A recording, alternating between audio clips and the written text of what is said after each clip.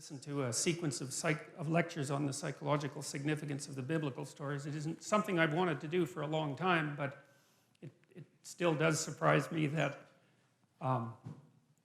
there's a ready audience for it. And, well, so that's good. So we'll see how it goes. And I'll start with this, because this is the right question. The right question is, why bother doing this? And I don't mean, why should I bother doing it?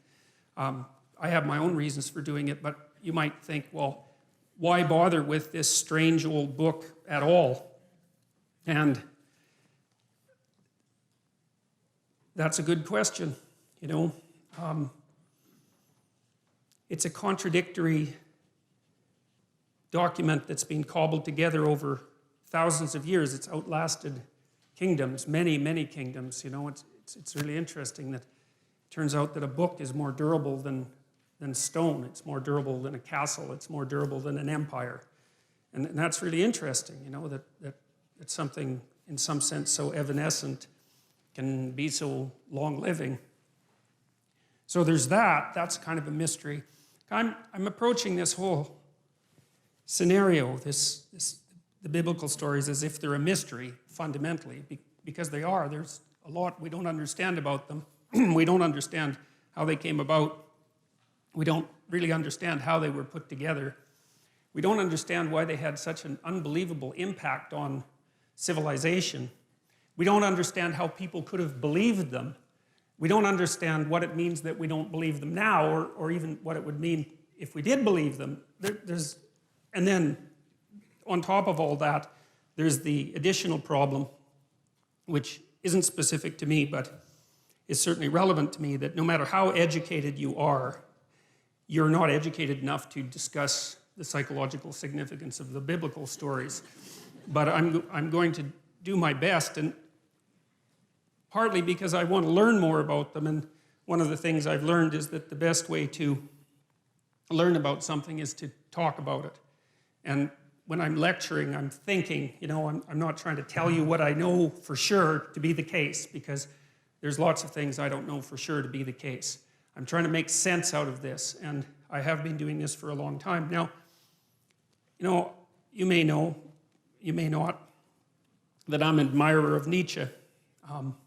Nietzsche was a devastating critic of, I would say, dogmatic Christianity.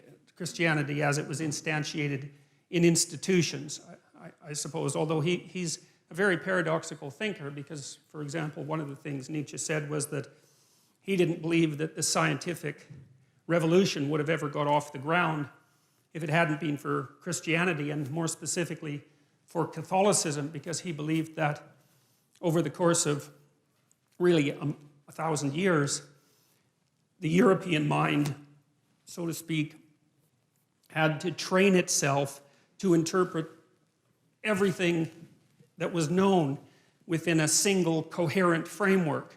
Coherent if you accept the initial axioms. A single coherent framework. And so Nietzsche believed that Catholicization of the phenomena of life and of history produced the kind of mind that was then capable of transcending its dogmatic foundations and then concentrating on something else, which in this particular case happened to be the natural world. And so Nietzsche believed that in some sense Christianity died at its own hand.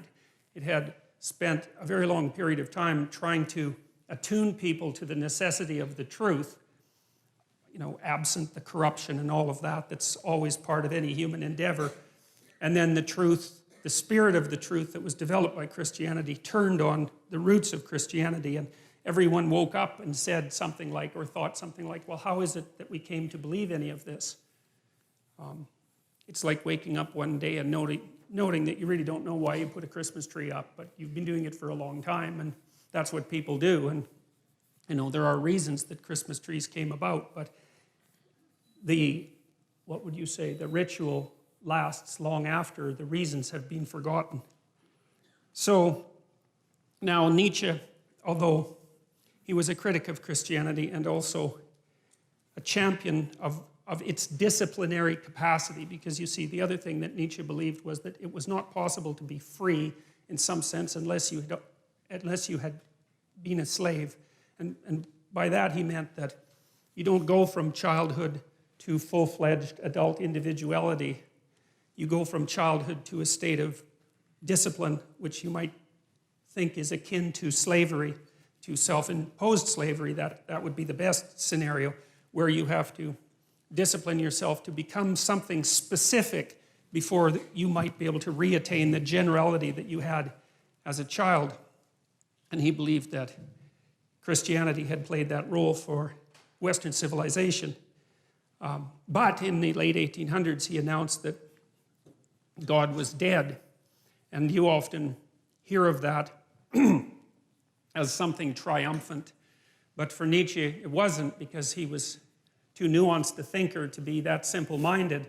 See, Nietzsche understood that, and this is something I'm going to try to make clear, is that there's a very large amount that we don't know about the structure of experience, that we don't know about reality, and we have our articulated representations of the world, and then you could think of outside of that, there are things we know absolutely nothing about, and there's a buffer between them, and those are things we sort of know something about, and we don't know them in an articulated way. Here's an example. You know, sometimes you're arguing with someone close to you, and they're in a bad mood, you know, and they're being touchy and unreasonable, and you keep the conversation up, and maybe all of a sudden they get angry, or maybe they cry, and then when they cry, they figure out what they're angry about, and it has nothing to do with you, even though you might have been what precipitated the argument, you know, and that's an interesting phenomenon as far as I'm concerned, because it means that people can know things at one level without being able to speak what they know at another. And so in some sense, the thoughts rise up from the body, and they do that in moods, and they do that in images, and they do that in actions. And we have all sorts of ways that we understand before we understand in a fully articulated manner. And so we have this articulated space that we can all discuss, and then outside of that, we have something that's more akin to a dream that we're embedded in, and it's an emotional dream that we're embedded in, and that's based, at least in part, on our actions, and I'll describe that later. And then outside of that is what we don't know anything about at all. And in that dream, that's where the mystics live, and that's where the artists live, and they're the mediators between the absolute unknown and the things we know for sure. And you see, what that means in some sense is what we know is established on a form of knowledge that we don't really understand, and that if those two things are out of sync, so you might say if our articulated knowledge is out of sync with our dream, then we become dissociated internally. We think things we don't act out, and we act out things we don't dream, and that produces a kind of sickness of the spirit, and that sickness of the spirit, its cure is something like an integrated system of belief and representation. And then people turn to things like ideologies, which I regard as parasites on an underlying religious substructure, to try to organize their thinking, and then that's a catastrophe.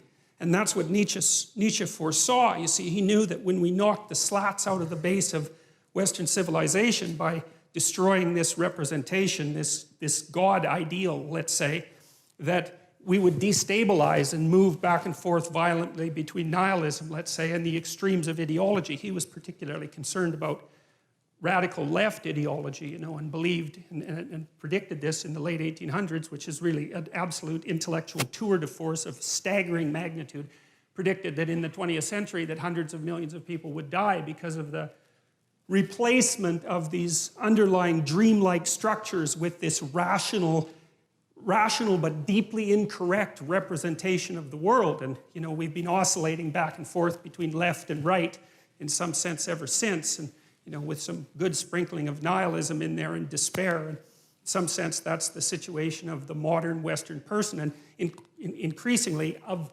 people in general. You know, I think part of the reason that Islam has its backup with regards to the West to such a degree, I mean, there's many reasons, and not all of them are valid, that's for sure, but one of the reasons is that, you know, they being still grounded in a dream, let's say, they can see that the rootless, questioning mind of the West poses a tremendous danger to the integrity of their culture.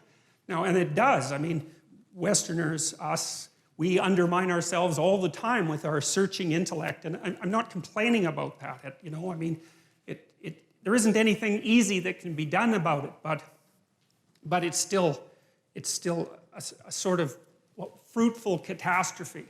And, you know, it has real effects on people's lives. It's not some abstract thing, you know. I mean, lots of times when I've been treating people for depression, for example, or anxiety, they have existential issues, you know. It's not just some psychiatric condition. It's not just that they're tapped off of normal because their brain chemistry is faulty, although, you know, sometimes that happens to be the case. It's that they are overwhelmed by the suffering and complexity of their life, and they're not sure why it's reasonable to continue with it. You know, they can feel the terrible negative meanings of life, but are skeptical beyond belief about any of the positive meanings. I had one client who was a very brilliant artist, and as long as he didn't think, he was fine, you know, because he'd go and create, and he was really good at being an artist. He just, you know, he had that personality that was continually creative and quite brilliant, although he was self-denigrating. But as soon as he started to think about what he was doing, then, you know, it's like a drill or a saw or something like that. He'd saw the branch off that he was sitting on, because he'd start to criticize what he was doing, even the utility of it, even though it was sort of self-evidently useful. And then it would be very, very hard for him to even motivate himself to create.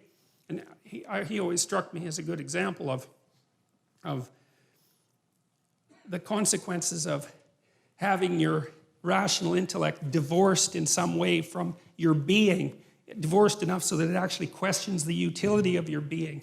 And it's not a good thing. It's not a good thing. And it's really not a good thing, because it manifests itself not only in individual psychopathology, but also in social psychopathology. And that's this proclivity of people to get tangled up in ideologies, which I really do think of as they're like crippled religions. That's the right way to think about them. They're like a religion that's missing an arm and a leg but can still hobble along, and it provides a certain amount of security and group identity, but it's warped and twisted and demented and bent, and it's a parasite on something underlying that's rich and true, and that's how it looks to me anyways. And so I think it's very important that we sort out this problem. I think that there isn't anything more important that needs to be done than that. I've thought that for a long, long time, probably since the early 80s, when I started looking at the role that belief systems played in regulating psychological and social health. Because you can tell that they do that because of how upset people get if you challenge their belief systems. It's like, why the hell do they care exactly? What difference does it make if all of your ideological axioms are 100% correct? Like, people get unbelievably upset when you poke them in the axioms, so to speak. And it is not by any stretch of the imagination obvious why, you know. But it's like there's a fundamental truth that they're standing on. It's like they're on a raft in the middle of the ocean, and you're starting to pull out the logs, you know, and they're afraid they're going to fall in and drown. It's like, drown in what? And what are the logs protecting them from? And why are they so afraid to move beyond the confines of the ideological system? And like, these are not obvious things. So I've been trying to puzzle that out for a very long time, and I've done some lectures about that are on YouTube. Most of you know that. And some of what I'm going to talk about in this series you'll have heard if you've listened to the YouTube videos. But, you know, I'm trying to hit it from different angles. And so Nietzsche's idea was that human beings were going to have to create their own values, essentially. Now, he understood that we had bodies and that we had motivations and emotions. Like, he was a romantic thinker in some sense, but way ahead of his time, because he knew that our capacity to think wasn't some free-floating soul, but was embedded in our physiology, constrained by our emotions, shaped by our motivations, shaped by our body. He understood that, but he still believed that the only possible way out of the problem would be for human beings themselves to become something akin to God and to create their own values. And he thought that he talked about the person who could create their own values as the overman or the superman, and that was one of the parts of Nietzschean philosophy that the Nazis, I would say, took out of context and used to fuel their, you know, superior man ideology. So, and we know what happened with that. That didn't seem to turn out very well, that's for sure. And see, I also spent a lot of time reading Carl Jung, it was through Jung and also Jean Piaget, who's a developmental psychologist, that I started to understand that our articulated systems of thought are embedded in something like a dream, and that dream is informed in a complex way by the way we act. So, you know, we act out things we don't understand all the time. And if that wasn't the case, then we wouldn't need a psychology or a sociology or an anthropology or any of that, because we would be completely transparent to ourselves. And we're clearly not. So we're much more complicated than we understand, which means that the way that we behave contains way more information than we know. And part of the dream that surrounds our articulated knowledge has been extracted as a consequence of us watching each other behave and telling stories about it for thousands and thousands and thousands of years, extracting out patterns of behavior that characterize humanity and trying to represent them partly through imitation, but also through drama and mythology and literature and art and all of that, to represent what we're like so that we can understand what we're like. And that process of understanding is what I see unfolding, at least in part, in the biblical stories. And it's halting and partial and awkward and contradictory and all of that, which is one of the things that makes the book so complex. But I see in it the struggle of humanity to rise above its animal forebears, say, and to become conscious of what it means to be human. And that's a very difficult thing, because we don't know who we are, what we are, where we came from, or any of those things. And, you know, the life is an unbroken chain going back 3.5 billion years. It's an absolutely unbelievable thing. Every single one of your ancestors reproduced successfully for 3.5 billion years. It's absolutely unbelievable. And we rose out of the dirt and the muck, and here we are, conscious but not knowing, and we're trying to figure out who we are. And a story that we've been telling, or a set of stories that we've been telling for 3,000 years, seems to me to have something to offer. And so when I look at the stories in the Bible, I do it, I would say, in some sense, with a beginner's mind. It's a mystery, this book, how the hell it was made, why we preserved it, how it happened to motivate an entire culture for 2,000 years and to transform the world. Like, what's going on? How did that happen? It's by no means obvious. And one of the things that bothers me about casual critics of religion is that they don't take the phenomena seriously. And it's a serious phenomena. I mean, not least because people have the capacity for religious experience, and no one knows why that is. And I mean, you can induce it reliably in all sorts of different ways. You can do it with brain stimulation. You can certainly do it with drugs. There's especially the psychedelic variety. They produce intimations of the divine extraordinarily regularly. People have been using drugs like that for God only knows how long, 50,000 years, maybe more than that, to produce some sort of intimate union with the divine. It's like, we don't understand any of that. When we discovered the psychedelics in the late 60s, it shocked everybody so badly that they were instantly made illegal and abandoned in terms of research for like 50 years. And it's no wonder, because who the hell expected that? Nobody. Now Jung was a student of Nietzsche's, you see, and he was also, I would say, a very astute critic of Nietzsche. He was educated by Freud, and Freud, I suppose, in some sense, started to collate the information that we had pertaining to the notion that people lived inside a dream. You know, it was Freud who really popularized the idea of the unconscious mind. And we take this for granted to such a degree today that we don't understand how revolutionary the idea was. Like what's happened with Freud is that we've taken all the marrow out of his bones, so to speak, and left the husk behind. And you know, now when we think about Freud, we just think about the husk, because that's everything that's been discarded. But so much of what he discovered is part of our popular conception now, including the idea that your perceptions and your actions and your thoughts are all, what would you say, informed and shaped by unconscious motivations that are not part of your voluntary control. And that's a very, very strange thing. It's one of the most unsettling things about the psychoanalytic theories, because the psychoanalytic theories are something like, you're a loose collection of living sub-personalities, each with its own set of motivations and perceptions and emotions and rationales, all of that. And you have limited control over that. So you're like a plurality of internal personalities that's loosely linked into a unity. You know that because you can't control yourself very well, which is one of Jung's objections to Nietzsche's idea that we could create our own values. So Jung didn't believe that, especially not after interacting with Freud, because he saw that human beings were affected by things that were deeply, deeply affected by things that were beyond their conscious control. And no one really knows how to conceptualize those things.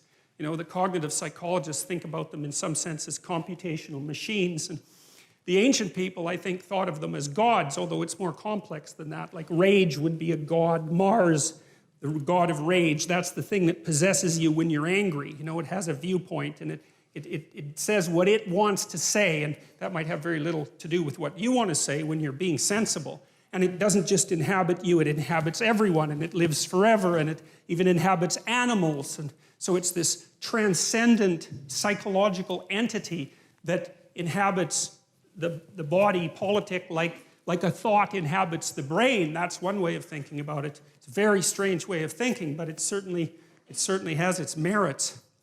And those things, well, in some sense, those are deities, although it's not that simple. And so Jung got very interested in dreams and started to understand the relationship between dreams and myths, because he would see in his clients' dreams echoes of stories that he knew because he was deeply read in mythology. And then he started to believe that the dream was the birthplace of the myth, and that there was a continual interaction between the two processes, the dream and the story, and storytelling. And, well, you know, you tend to tell your dreams as stories when you remember them. And some people remember dreams all the time, like 2 or 3 a night. I've had clients like that, and they often have archetypal dreams that have very clear mythological structures. I think that's more the case with people who are creative, by the way, especially if they're a bit unstable at the time, because the dream tends to occupy the space of uncertainty and to concentrate on fleshing out the unknown reality before you get a real grip on it. So it's like the dream is the birthplace of thinking. That's a good way of thinking about it. And so because it's the birthplace of thinking, it's not that clear. It's doing its best to formulate something. That was Jung's notion, as opposed to Freud, who believed that there were sensors, internal sensors, that were hiding the dream's true message. That's not what Jung believed. He believed the dream was doing its best to express a reality that was still outside of fully articulated conscious comprehension. It was, because you think, look, a thought appears in your head, right? That's obvious. Bang, it's nothing you ever ask about. But what the hell does that mean? A thought appears in your head. What kind of ridiculous explanation is that? You know, it just doesn't help with anything. Where does it come from? Well, nowhere. It just appears in my head. Okay, well, that's not a very sophisticated explanation, as it turns out, you know? And so you might think that those thoughts that you think, well, where do they come from? Well, they're often someone else's thoughts, right? Someone long dead, that might be part of it, just like the words you use to think are utterances of people who've been long dead. And so you're informed by the spirit of your ancestors. That's one way of looking at it. And your motivations speak to you, and your emotions speak to you, and your body speaks to you. And it all does all that, at least in part, through the dream. And the dream is the birthplace of the fully articulated idea. They don't just come from nowhere, fully fledged, right? They have a developmental origin, and God only knows how lengthy that origin is. Even to say something like, I am conscious, you know, that's taken... Chimpanzees don't say that. You know, it's been 7 million years since we broke from chimpanzees, something like that from the common ancestor. You know, they have no articulated knowledge at all. They have very little self-representation in some sense, and very little self-consciousness. And that's not the case with us at all. And we had to painstakingly figure all of this out during that, you know, 7 million year voyage. And I think some of that's represented and captured in some sense in these ancient stories, which I believe were part of, especially the oldest stories in Genesis, which is the stories we're going to start with, that some of the archaic nature of the human being is encapsulated in those stories, and it's very, very instructive as far as I can tell. I can give you just a quick example. You know, there's an idea of sacrifice in the Old Testament, and it's pretty barbaric, you know. I mean, the story of Abraham and Isaac is a good example of that, because Abraham is called on to actually sacrifice his own son, which doesn't really seem like something that a reasonable God would ask you to do, right? And the God in the Old Testament is frequently cruel and arbitrary and demanding and paradoxical, and which which is one of the things that really gives the book life, because it wasn't edited by a committee, you know, a committee that was concerned with not offending anyone, that's for sure. So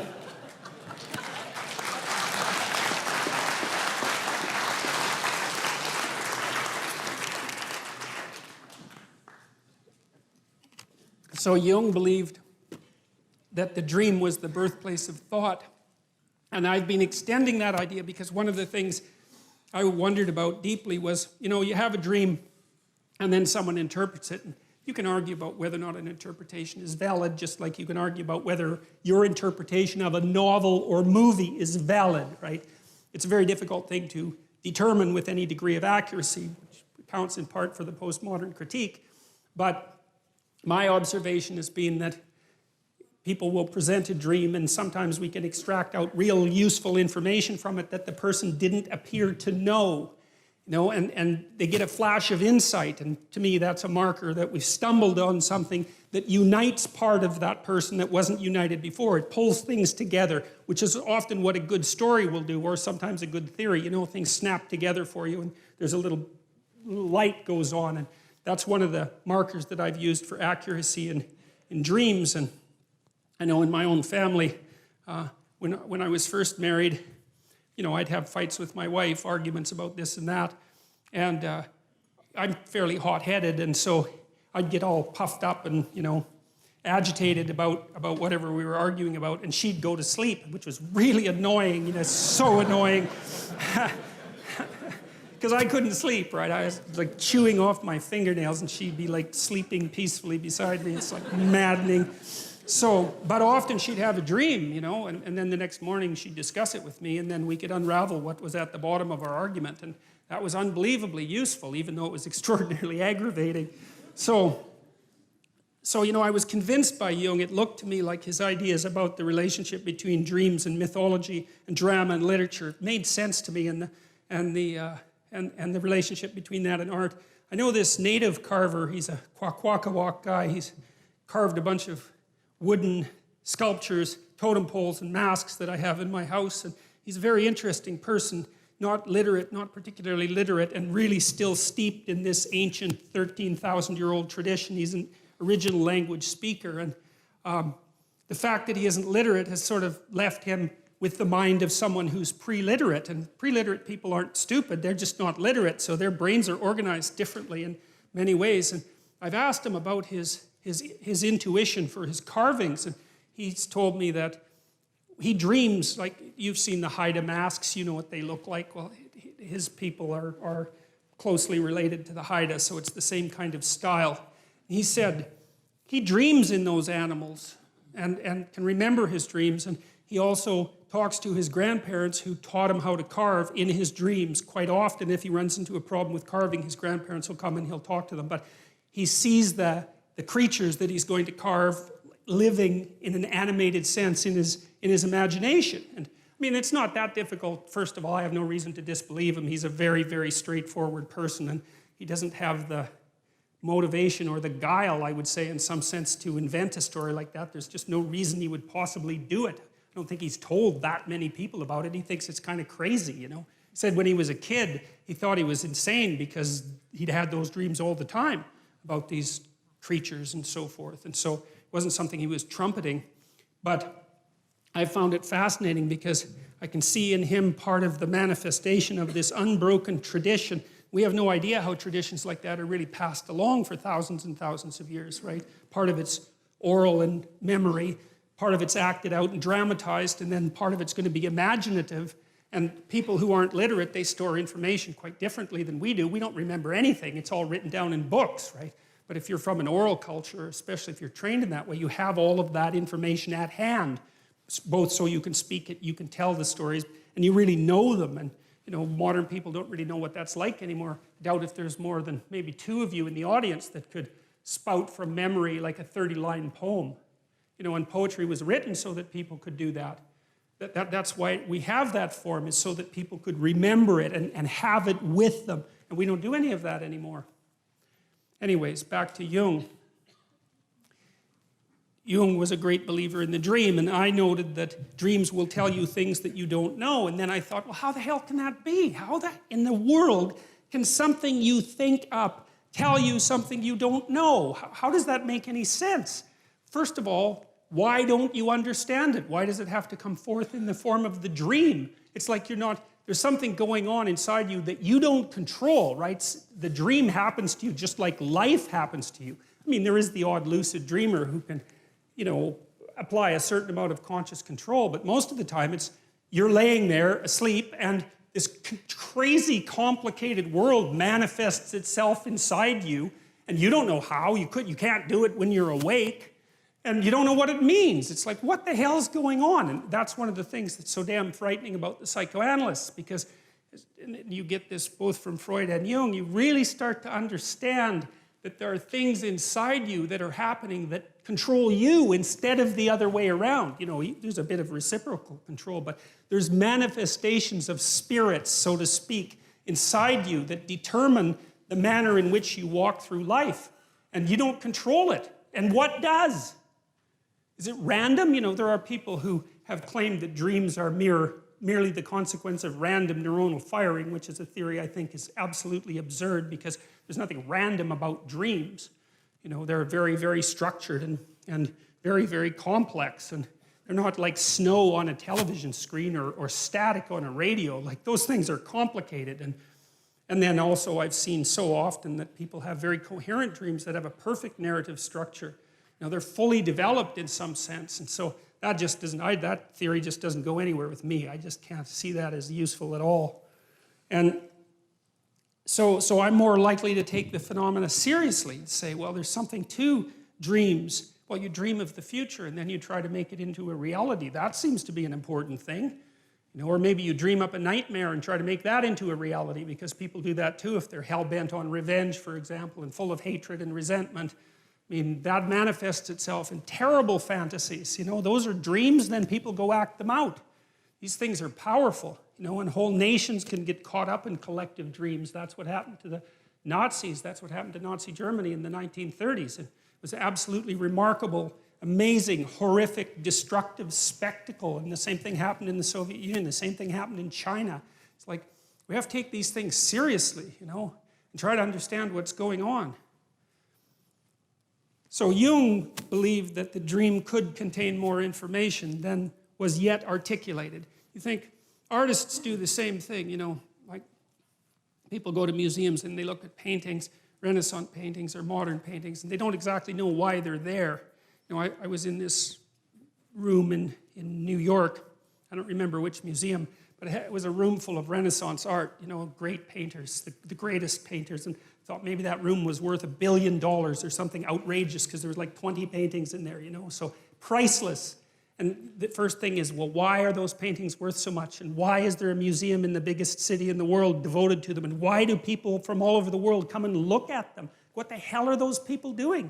One of them was of the Assumption of Mary, beautifully painted, absolutely glowing work of art. And there's like 20 people standing in front of it looking at it. And you think, what are those people up to? They don't know. Why did they make a pilgrimage to New York to come and look at that painting? It's not like they know. Why is it worth so much? I mean, I know there's a status element to it too, but that begs the question, why do those items become such high status items? What is it about them that's so absolutely remarkable? Well, we're strange creatures. So I was trying to figure out in part, well, where did the information that's in the dream come from? Because it has to come from somewhere, and you could think about it as a revelation, because it's like it springs out of the void and it's new knowledge and it's a revelation. You didn't produce it, it just appears. But see, one of the things I want to do with this series is, like, I'm scientifically minded and I'm quite a rational person, and I like to have an explanation for things that's rational and empirical before I look for any other kind of explanation. And I don't want to say that everything that's associated with divinity can be reduced in some manner to biology or to an evolutionary history or anything like that. But insofar as it's possible to do that reduction, I'm going to do that.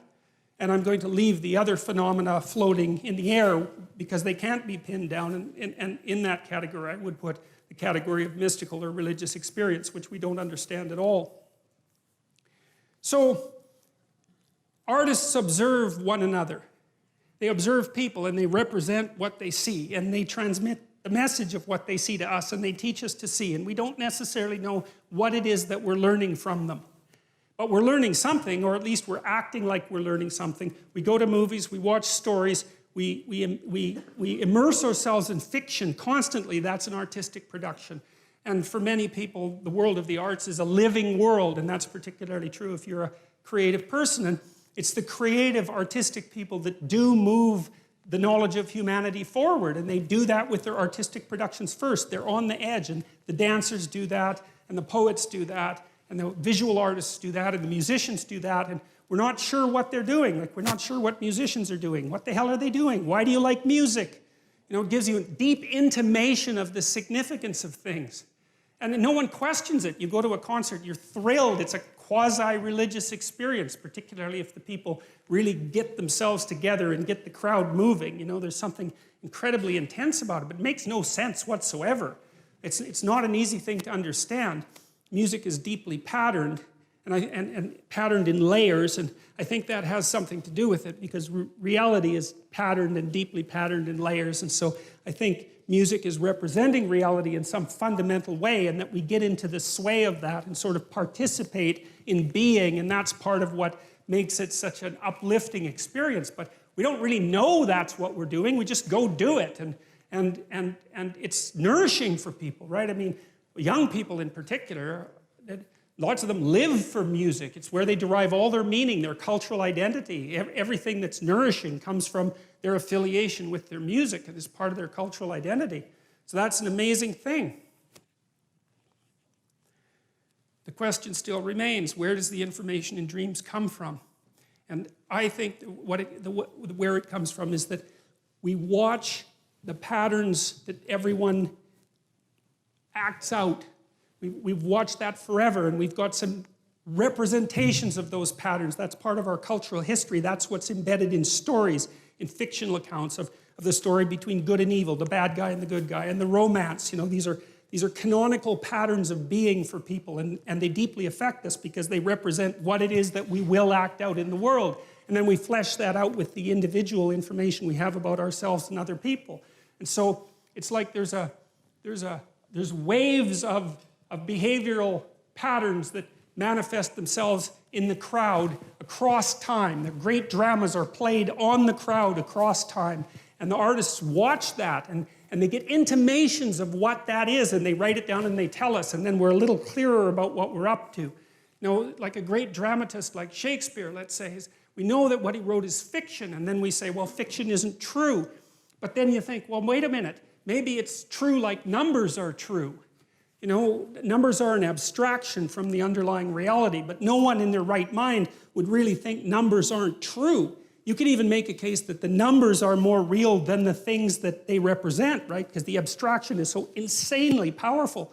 Once you have mathematics, you're just deadly. You can move the world with mathematics. And so it's not obvious that the abstraction is less real than the more concrete reality. And you take a work of fiction like Hamlet, and you think, well, is that, it's not true because it's fiction. But then you think, wait a minute, what kind of explanation is that? Like, maybe it's more true than nonfiction, because it takes the story that needs to be told about you, and the story that needs to be told about you, and you, and you, and you, and abstracts that out and says, look, here's something that's a key part of the human experience as such, right? So it's an abstraction from this underlying noisy substrate, and people are affected by it because they see that the thing that's represented is part of the pattern of their being. That's the right way to think about it. And then with these old stories, these ancient stories, it seems to me like that process has been occurring for thousands of years. It's like we watched ourselves and we extracted out some stories. We imitated each other and we represented that in drama, and then we distilled the drama and we got a representation of the distillation, and then we did it again. And at the end of that process that took God only knows how long, I think some of these stories, they've traced fairy tales back 10,000 years, some fairy tales, in relatively unchanged form. And it certainly seems to me that the archaeological evidence, for example, suggests that the really old stories that the Bible begins with are at least that old and likely embedded in a prehistory that's far older than that. And you might think, well, how can you be so sure? And the answer to that in part is that cultures that don't change, like the ancient cultures, right? They didn't change as fast as us. They stay the same. That's the answer. So they keep their information moving generation to generation. That's how they stay the same. And so we know, again, in the archaeological record, there are records of rituals that have remained relatively unbroken for up to 20,000 years. It was discovered in caves in Japan that were set up for a particular kind of bear worship that was also characteristic of Western Europe. So these things can last for very long periods of time. We're watching each other act in the world. And then the question is, well, how long have we been watching each other? And the answer to that, in some sense, is, well, as long as there's been creatures with nervous systems. And that's a long time, you know, that's some hundreds of millions of years, perhaps longer than that. We've been watching each other, trying to figure out what we're up to across that entire span of time. And some of that knowledge is built right into our bodies, which is why we can dance with each other, for example, right? Because understanding isn't just something that you have as an abstraction, it's something that you act out, you know? That's what children are doing when they're learning to rough and tumble play, is they're learning to integrate their body with the body of someone else in a harmonious way, learning to cooperate and compete, and that's all instantiated right into their body. It's not abstract knowledge. They don't know that they're doing that, they're just doing it. And so we can even use our body as a representational platform. So we've been studying each other for a long time, abstracting out what is it that we're up to, and that's what is it we're up to? What should we be up to? That's even a more fundamental question. If you're going to live in the world and you're going to do it properly, what does properly mean, and how is it that you might go about that? Well, it's the right question, right? It's what everyone wants to know. How do you live in the world? Not what is the world made of? It's not the same question. How do you live in the world? It's the eternal question of human beings. And I guess we're the only species that has ever really asked that question, because all the other animals, they just go and do whatever they do. Not us. It's a question for us. We have to become aware of it. We have to be able to speak it. God only knows why, but that seems to be the situation. So we act, that acting is shaped by the world, that acting is shaped by society into something that we don't understand, but that we can model. We model it in our stories, we model it with our bodies. And that's where the dream gets its information. The dream is part of the process that's watching everything and then trying to formulate it and trying to say, well, trying to get the signal out from the noise and to portray it in dramatic form, because a dream is a little drama. And then you get the chance to talk about what that dream is. And then you have something like articulated knowledge at that point. And so the Bible, I would say, it exists in that space that's half into the dream and half into articulated knowledge. It's something like that.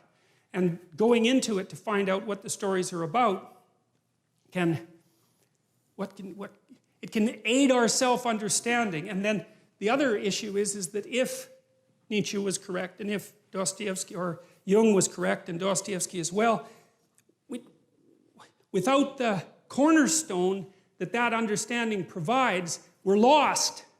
And that's not good, because then we're susceptible to psychic pathology. That's psychological pathology. You know, the people who are adamant anti-religious thinkers seem to believe that if we abandoned our immersement in the underlying dream, that we'd all instantly become rationalists like Descartes or Bacon, or, you know, intelligent, clear-thinking, rational, scientific people. And I don't believe that for a moment, because I don't think there's any evidence for it. I think we would become so irrational so rapidly that the weirdest mysteries of Catholicism would seem positively rational by contrast. And I think that's already happening. So...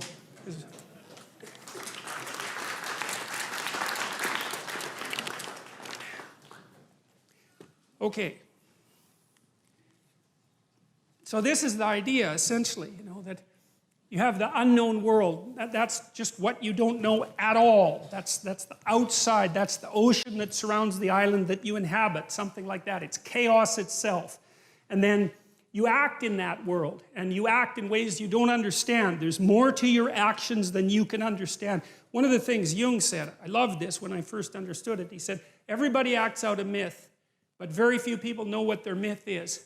And you should know what your myth is because it might be a tragedy, and maybe you don't want it to be. And that's really worth thinking about because you have a pattern of behavior that characterizes you, and God only knows where you got it. Partly it's biological, partly it's from your parents, it's your unconscious assumptions, it's the way the philosophy of your society has shaped you, and it's aiming you somewhere. Well, is it aiming you somewhere you want to go? That's a good question. That's part of self-realization, We know we don't understand our actions. That's almost every argument you have with someone is about that. It's like, well, why did you do that? And you come up with some half-baked reasons why you did it. You're flailing around in the darkness, you try to give an account for yourself, but you can only do it partially. It's very, very difficult because you're a complicated animal with the beginnings of an articulated mind, something like that. And you're just way more than you can handle. And all right, so you act things out, right? You act things out. And that's a kind of competence. And then you imagine what you act out, and you imagine what everyone else acts out. And so there's a tremendous amount of information in your action. And then that information is translated up into the dream and into art, into mythology and literature. And there's a tremendous amount of information in that. And then some of that is translated into articulated thought. And I'll give you a quick example of something like that. I think this is partly what happens in Exodus when Moses comes up with the law. He's wandering around with the Israelites forever in the desert, and they're like going left and going right and worshiping idols and like having a hell of a time and, getting rebellious. And Moses goes up on the mountain and he has this tremendous revelation sort of in the sight of God, and it illuminates him, and he comes down with the law. You think, well, Moses acted as a judge. I know this is a mythological story. Moses acted as a judge in the desert, and he was continually mediating between people who were having problems, constantly trying to keep peace. And so what are you doing when you're trying to keep peace? Is you're trying to understand what peace is, right? You have to apply the principles. Well, what are the principles? Well, you don't know. The principles are whatever satisfies people enough to make peace. And maybe you do that 10,000 times, and then you get some sense of, oh, here's the principles that bring peace. And then one day it blasts into your consciousness like a revelation. Here's the rules that we're already acting out. Well, that's the 10 Commandments. They're there to begin with. And Moses comes forward and says, look, this is already basically what we're doing, but now it's codified, right? And that's all a historical process that's condensed into a single story, but obviously that happened because we have written law. Right? And that emerged in good legal systems. That emerges from the bottom up. That's English common law is exactly like that. Right? It's single decisions that are predicated on principles that are then articulated and made into the body of law. And the body of law is something you act out. That's why it's a body of law. If you're a good citizen, you act out the body of law. And the body of law has principles. Okay, so the question is, there's principles that guide our behavior. What are those principles? Well, I think if you want the initial answer of what the archaic Israelites meant by God, that's something like what they meant. Now, it's not a good enough explanation, but look, imagine that you're a chimpanzee and you have a powerful, dominant figure at the pinnacle of your society. That represents power. Now, more than that, because it's not sheer physical prowess that keeps a chimp at the top of the hierarchy. It's much more complicated than that. But you could say, well, there's a principle that the dominant person manifests. And then you might say, well, that principle shines forth even more brightly if you know 10 people who are dominant, powerful. Then you can extract out what dominance means from that. You can extract out what power means from that. And then you can divorce the concept from the people. And we had to do that at some point because we can say power in a human context and we can imagine what that means, but it's divorced from any specific manifestation of power. Well, how the hell did we do that? That's so complicated. If you're a chimp, the power is in another chimp. It's not some damn abstraction. Well, so the question is, think about it. We're in these hierarchies, many of them across centuries. We're trying to figure out what the guiding principle is. We're trying to extract out the core of the guiding principle. And we turn that into a representation of a pattern of being. Well, it's something like that. That's God. It's an abstracted ideal. And it's put in personified form. It manifests itself in personified form, but that's okay, because what we're trying to get at is in some sense, the essence of what it means to be a properly functioning, properly social, and properly competent individual. We're trying to figure out what that means.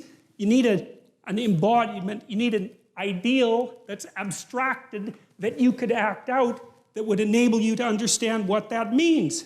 And that's what we've been driving at.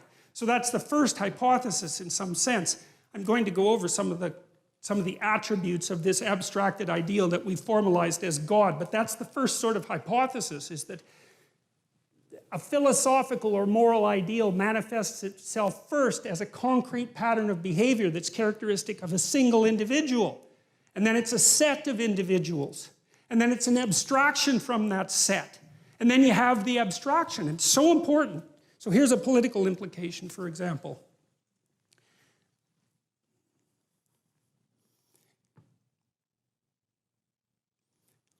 One of the debates, we might say, between early Christianity and the late Roman Empire was whether or not an emperor could be God, literally, right? To be deified, to be put in a temple. And you can see why that might happen, because that's someone at the pinnacle of a very steep hierarchy who has a tremendous amount of power and influence. But the Christian response to that was, never confuse the specific sovereign with the principle of sovereignty itself. It's brilliant. You see how difficult it is to come up with an idea like that, so that even the person who has the power is actually subordinate to something else. Subordinate to, let's call it a divine principle, for lack of a better word. So that even the king himself is subordinate to the principle. And we still believe that, because we believe that our president, our prime minister, is subordinate to the damn law, whatever the body of law, right? There's a principle inside that even the leader is subordinate to. And without that, you could argue you can't even have a civilized society, because your leader immediately turns into something that's transcendent and all-powerful. And I mean, that's certainly what happened in the Soviet Union, and what happened in Maoist China, and what happened in Nazi Germany, because there was nothing for the powerful to subordinate themselves to. You're supposed to be subordinate to God. So what does that mean? Well, we're going to tear that idea apart, but partly what it means is that you're subordinate, even if you're sovereign, to the principle of sovereignty itself. And then the question is, what the hell is the principle of sovereignty? And I could say we have been working that out for a very long period of time. And so that's one of the things that we'll talk about, because the ancient Mesopotamians and the ancient Egyptians had some very interesting, dramatic ideas about that. So, just for example, very briefly, there was a deity known as Marduk. And Marduk, he was a Mesopotamian deity. And imagine this is sort of what happened, is that as an empire grew out of the post-Ice Age, say 15,000 years ago, 10,000 years ago, all these tribes came together, and these tribes each had their own deity, their own image of the ideal, but then they started to occupy the same territory, right? And so then one tribe had God A and one tribe had God B, and one could wipe the other one out, and then it would just be God A who wins. But that's not so good, because, well, maybe you want to trade with those people, or maybe you don't want to lose half your population in a war, something like that. So then you have to have an argument about whose God is going to take priority, which ideal is going to take priority. And what seems to happen is that's represented in mythology as a battle of the gods in sort of celestial space, but from a practical perspective, it's more like an ongoing dialogue. You believe this, I believe this. You believe that, I believe this. How are we going to meld that together?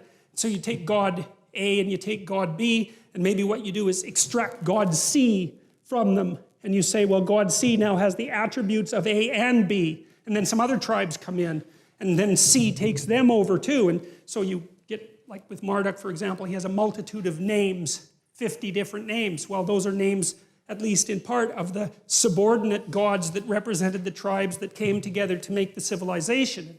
that's part of the process by which that abstracted ideal is abstracted. You think this is important, and it works because your tribe's alive, and you think this is important, and it works because your tribe is alive.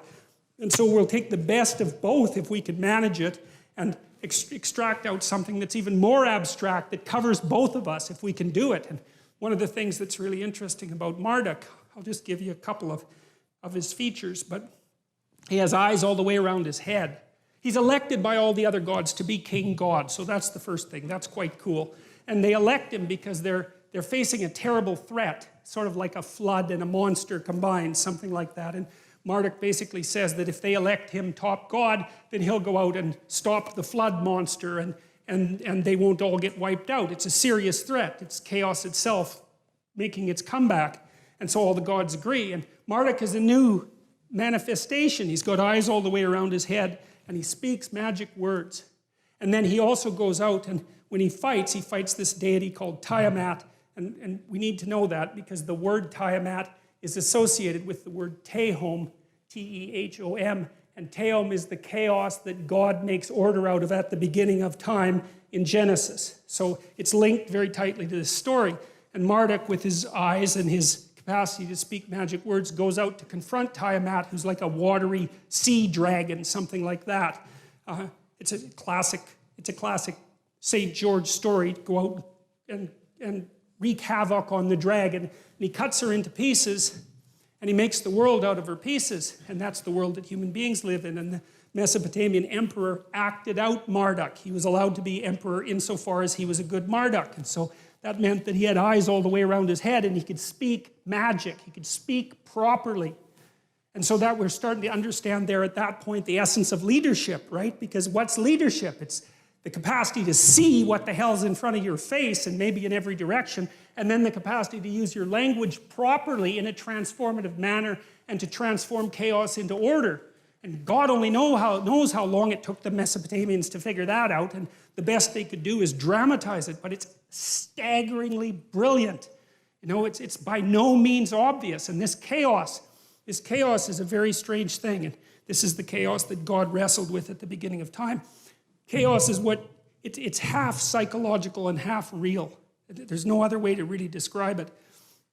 The chaos is what you encounter when you're thrown into deep confusion, right? When your world falls apart, when you encounter something that blows you into pieces, when your dreams die, when you're betrayed. It's the chaos that emerges, and the chaos is everything at once, and it's too much for you. And that's for sure. And it pulls you down into the underworld. And that's where the dragons are. And all you've got at that point is your capacity to bloody well keep your eyes open and to speak as carefully and clearly as you can. And maybe, if you're lucky, you'll get through it that way and come out the other side. And it's taken people a very long time to figure that out. And it looks to me like the idea is erected on the platform of our ancient ancestors, maybe tens of millions of years ago, because we seem to represent that which disturbs us deeply, using the same system that we use to represent like serpentile or other carnivorous predators. And we're biological creatures, right? So when we've formulated our capacity to abstract, our strange capacity to abstract and use language, we still have all those underlying systems that were there when we were only animals. And we have to use those systems there. They're part of the emotional and motivational architecture of our thinking. And part of the reason we can demonize our enemies who upset our axioms is because we perceive them as if they're carnivorous predators. We do it with the same system. And that's chaos itself, the thing that always threatens us, right? The snakes that came to the trees when we lived in them like 60 million years ago. It's the same damn systems. So the Marduk story is partly the story of using attention and language to confront those things that most threaten us. And some of those things are real world threats, but some of them are psychological threats, which are just as profound but far more abstract. But we use the same systems to represent them. It's why you freeze if you're frightened, right? You're a prey animal. You're like a rabbit. You've seen something that's going to eat you. You freeze. And that way you're paralyzed. You're turned to stone, which is what you do when you see a Medusa with a head full of snakes, right? You're turned to stone. You're paralyzed. And the reason you do that is because you're using the predator detection system to protect yourself. Your heart rate goes way up. and you get ready to move, things that upset us rely on that system. And then the story, the Marduk story, for example, is the idea that if there are things that upset you, chaotic, terrible, serpentine, monstrous, underworld things that threaten you, the best thing to do is to open your eyes and get your speech organized and go out and confront the thing and make the world out of it. And it's staggering. When I read that story and started to understand it, just blew me away that it's such a profound idea. And we know it's true too, because we know in psychotherapy, for example, that you're much better off to confront your fears head on than you are to wait and let them find you. And so partly what you do if you're a psychotherapist is you help people break their fears into little pieces, the things that upset them, and then to encounter them one by one and master them. And so you're teaching this process of eternal mastery over the strange and chaotic world. And all of that makes up some of the background. We haven't even got to the first sentence of the biblical stories yet.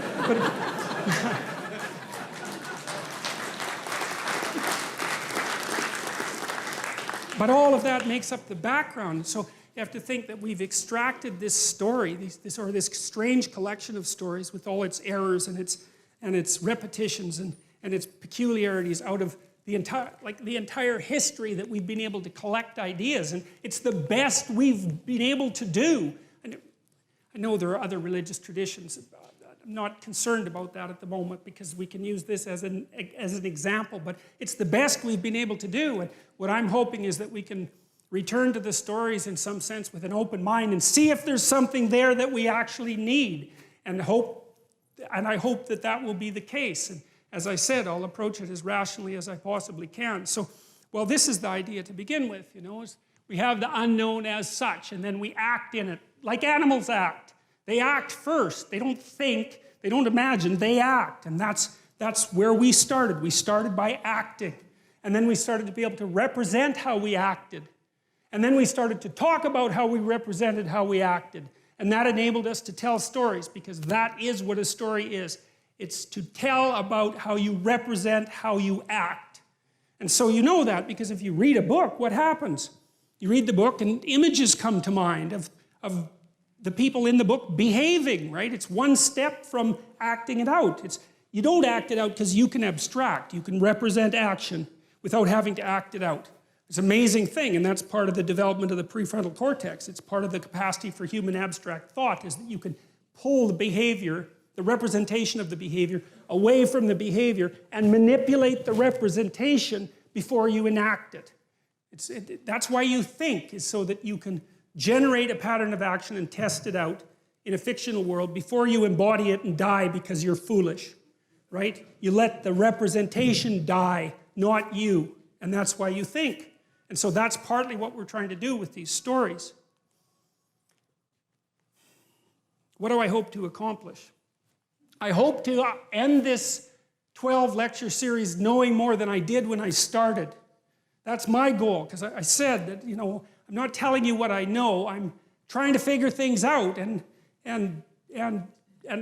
this is part of the process by which I'm doing that. And so I'm doing my best to think on my feet. You know, I come prepared, but I'm trying to stay on the edge of my capacity to generate knowledge and to make this continually clearer and to get to the bottom of things. And so I'm hoping that that's what I want to accomplish. And it seems like people are interested in that. So then we're going to try to accomplish that together. And so that's the plan. And the idea is to see if there's something at the bottom of this amazing civilization that we've managed to construct that I think is in peril for a variety of reasons. And maybe if we understand it a little bit better, we won't be so prone just to throw the damn thing away, which I think would be a big mistake.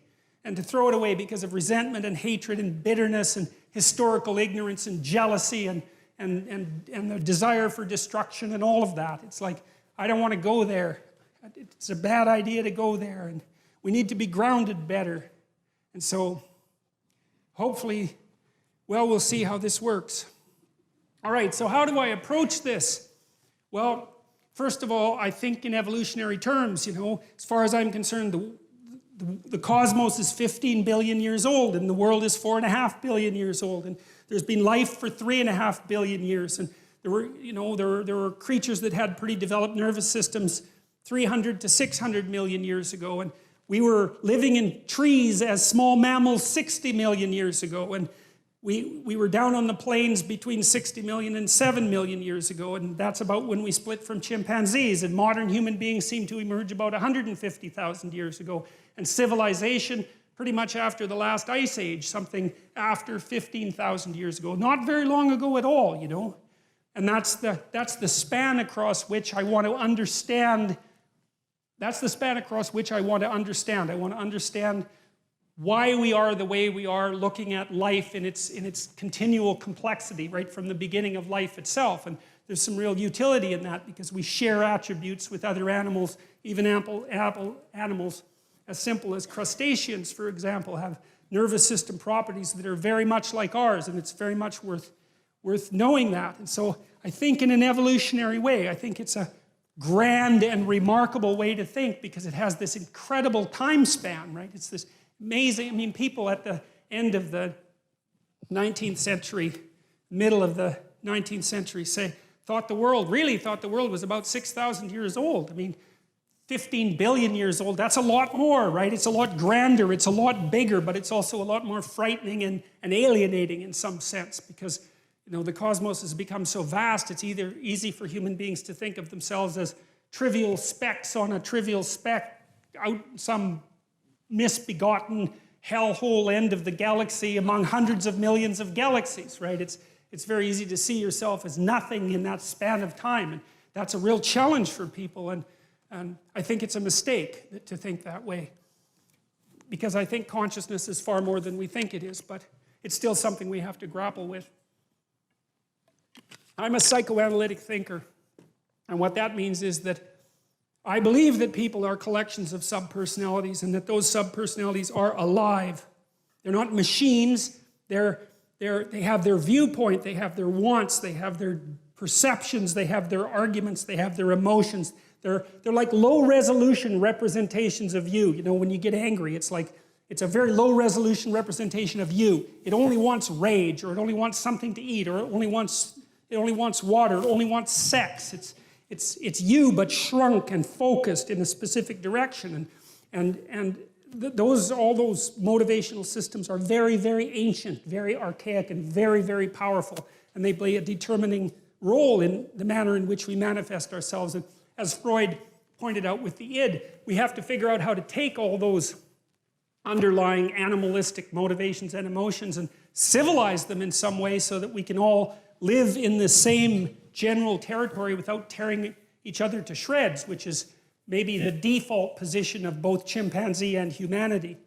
You know, so I take that seriously, the idea that we're a loose collection of spirits, and that you know, it says in the Old Testament somewhere that the fear of God is the beginning of wisdom, and I think this is akin to that. If you know that you're not in control of yourself thoroughly, and that there are other factors behind the scenes, like the Greeks thought that human beings were the playthings of the gods. That's the way they conceptualized the world. And they sort of meant the same thing. They meant that there are these great forces that move us, that we don't create, that we're subordinate to in some sense. Not entirely, but we can be subordinate to them, and they move our destinies. That was the Greek view, and there's something, it teaches you humility to understand that there's a hell of a lot more going on behind the scenes, and you're the driver of a very complex vehicle, but you don't understand the vehicle very well, and it's got its own motivations and methods, and sometimes you think it's doing something, and it's doing something completely different.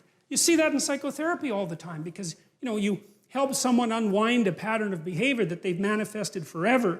First of all, they describe it, then they become aware of it, then maybe they start to see what the cause is. They had no idea why they were acting like that. You know, they have to have the memory that produced the behavioral pattern to begin with. It has to be brought back to mind, and then it has to be analyzed and assessed, and then they have to think about a different way of acting, and it's extraordinarily complex. So, psychoanalytic, literary. Well, there's this postmodern idea about literature, and about the world, for that matter, that if you take a complex piece of literature like a Shakespeare play. There's no end to the number of interpretations that you can make of it. You know, you can interpret each word, you can interpret each phrase, each sentence, each paragraph, you can interpret the entire play. The way you interpret it depends on how many other books you've read, depends on your orientation in the world. It depends on a very, very large number of things, how cultured you are or how much culture you lack. All of those things. It opens up a huge vista for potential interpretation. And so the postmodernists sort of stubbed their toe on that and thought, well, if there's this vast number of interpretations of any particular literary work, how can you be sure that any interpretation is more valid than any other interpretation? And if you can't be sure, then how do you even know those are great works? How do you know they can't, maybe they're just works that the people in power have used to facilitate their continual accession of power, which is really a postmodern idea and a very, very cynical one, but it has its point. But the thing is, it's grounded in something real, right? It's like, yes, you can interpret things forever. I want to show you something here, just briefly. We'll go back to it later. Look at this. This is one of the coolest things I've ever seen. So, at the bottom here, every single one of those lines is a biblical verse, okay? Now, the length of the line is proportionate to how many times that verse is referred to in some way by some other verse. So you say, well, this is the first hyperlinked book, right? I'm dead serious about that. You can't click and get the hyperlinks, obviously, but it's a thoroughly hyperlinked book, and it's because, well, the people who worked on these stories that are hypothetically at the end, right, which is, the end can't affect the beginning. That's the rule of time, right? What happens now can't affect what happened to you 10 years ago, even though it actually can, but whatever. Well, you reinterpret things, right, and then they're not the same, but whatever, we won't get into that. But technically speaking, the present cannot affect the past, but if we're looking at a piece of literature, that's not right, because when you write the end, you know what was at the beginning, and when you write the beginning, or edit it, you know what's at the end. And so you can weave the whole thing together. And there's 65,000 cross-references, and that's what this map shows. And so that's a great visual representation of the book. And then you can see, well, why is it deep? Why is the book deep? Well, just imagine how many pathways you could take through that, right? I mean, you just journey through that forever. You'd never, ever get to the end of it. There's permutations and combinations, and every phrase is dependent on every other phrase, and every verse is dependent on every other, not entirely, but 65,000 is not a bad start. And so, okay, well, so that's another issue in some sense that seems to make the postmodernist critique even more correct. How in the world are you going to extract out a canonical interpretation of something like that? It's like it's not possible. But here's the issue, as far as I can tell. So the postmodernists extended that critique to the world. They said, look, well, a text is complicated enough. You can't extract out a canonical interpretation. What about the world? The world's way more complicated than a text, and so there's an infinite number of ways that you can look at the world. And so how do we know that any one way is better than any other way? And that's a good question. Now, the postmodern answer was we can't. And that's not a good answer, because you drown in chaos under those circumstances, right? You can't make sense of anything. And that's not good, because it's not neutral to not make sense of things. It's very anxiety-provoking. It's very depressing, because if things are so chaotic that you can't get a handle on them, your body defaults into emergency preparation mode, and your heart rate goes up, and your immune system stops working, and like you burn yourself out, you age rapidly, because you're surrounded by nothing you can control. That's an existential crisis, right? It's anxiety-provoking and depressing, very hard on people. And even more than that, it turns out that the way that we're constructed neurophysiologically is that we don't experience any positive emotion unless we have an aim and we can see ourselves progressing towards that aim. It isn't precisely attaining the aim that makes us happy. As you all know, if you've ever attained anything, because as soon as you attain it, then the whole little game ends. Then you have to come up with another game, right? So it's Sisyphus. And that's okay, but it does show that the attainment can't be the thing that drives you, because it collapses the game. That's what happens when you graduate from university. It's like you're king of the mountain for one day, and then you're like surf at Starbucks for the next 5 years, you know? So, yeah. So what happens is that human beings are weird creatures because we're much more activated by having an aim and moving towards it than we are by attainment. And what that means is you have to have an aim, and that means you have to have an interpretation. And it also means that the nobler the aim, that's one way of thinking about it, the better your life. And that's a really interesting thing to know because, you know, you've heard ever since you were tiny that you should act like a good person and you shouldn't lie, for example. And you might think, well, why the hell should I act like a good person and why not lie? I mean, even a 3-year-old can ask that question because smart kids learn to lie earlier, by the way. And they think, well, why not twist the fabric of reality so that it serves your specific short-term needs? I mean, that's a great question. Why not do that? Why act morally? If you can get away with something and it brings you closer to something you want, well, why not do it? These are good questions. It's not self-evident. Well, it seems to me tied in with what I just mentioned. It's like you destabilize yourself and things become chaotic. That's not good. And if you don't have a noble aim, then you have nothing but shallow, trivial pleasures. And they don't sustain you. And that's not good because life is so difficult, it's so much suffering, it's so complex. It ends and everyone dies and it's painful. It's like without a noble aim, how can you withstand any of that? You can't. You become desperate, and once you become desperate, things go from bad to worse very rapidly when you become desperate. And so there's the idea of the noble aim, and it's not something, it's something that's necessary. It's the bread that people cannot live without, right? That's not physical bread. It's the noble aim. And what is that? Well, it was encapsulated in part in the story of Marduk. It's to pay attention. It's to speak properly. It's to confront chaos. It's to make a better world. It's something like that. And that's enough of a noble aim so that you can stand up without, you know, cringing at the very thought of your own existence so that you can do something that's worthwhile to justify your wretched position on the planet. So now the literary issue is that, so look, you take a text, you can interpret it a variety of ways, but that's not right. This is where the postmodernists went wrong, because what you're looking for in a text, and in the world for that matter, is sufficient order and direction. So then we have to think, well, what does sufficient order and direction means? Well, you don't want to suffer so much that your life is unbearable, right? That just seems self-evident. Pain argues for itself. I think of pain as the fundamental reality because no one disputes it, right? I mean, even if you say that you don't believe in pain, it doesn't help when you're in pain. You still believe in it, right?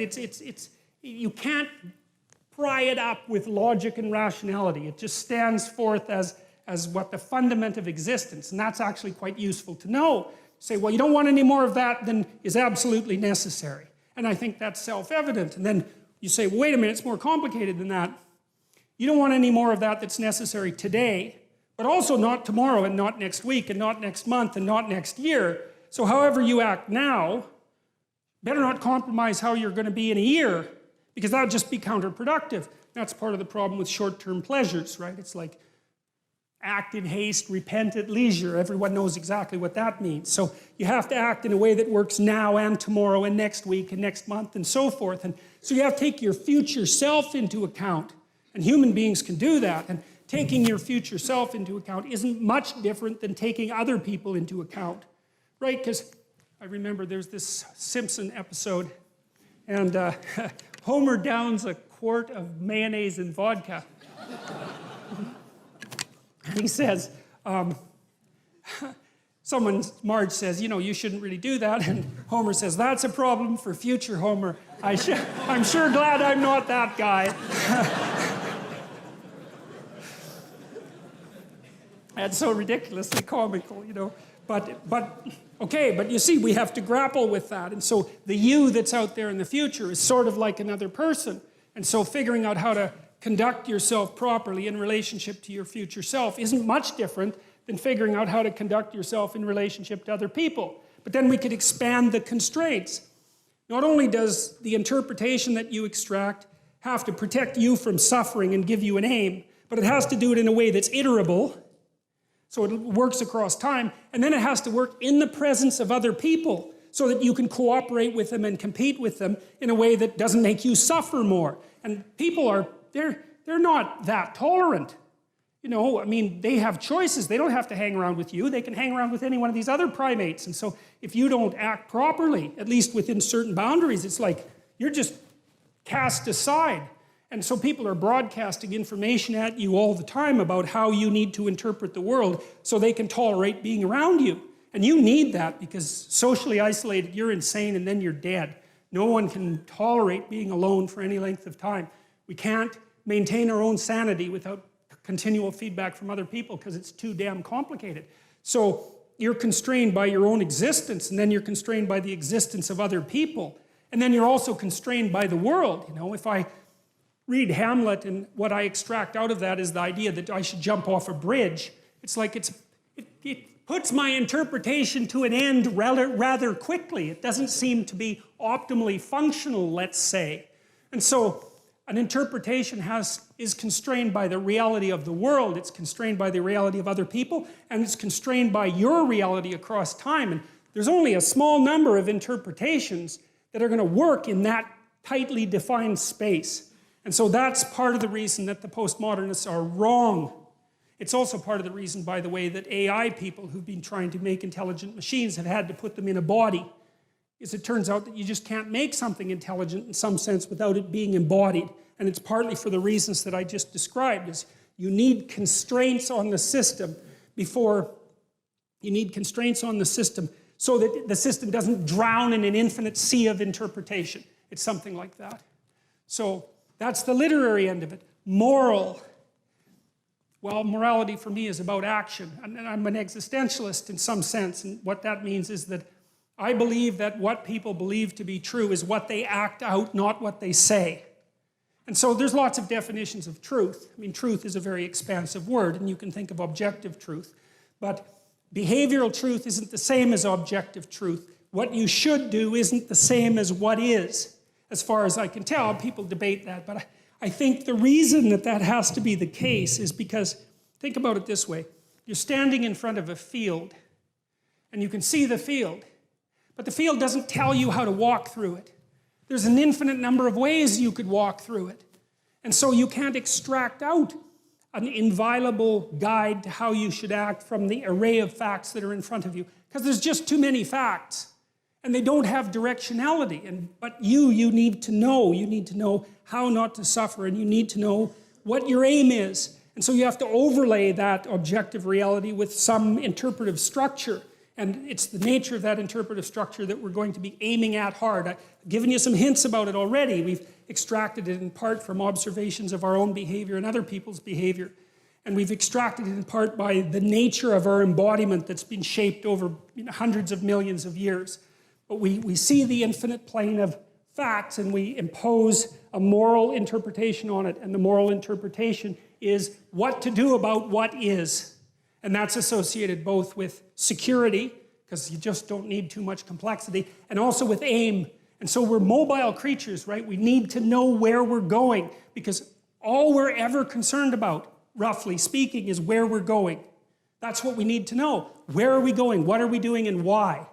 And that's not the same question as what is the world made of objectively.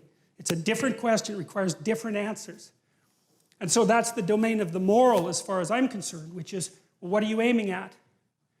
And that's the question of the ultimate ideal in some sense. Even if you have trivial little, fragmentary ideals, there's something trying to emerge out of that that's more coherent and more integrated and more applicable and more practical.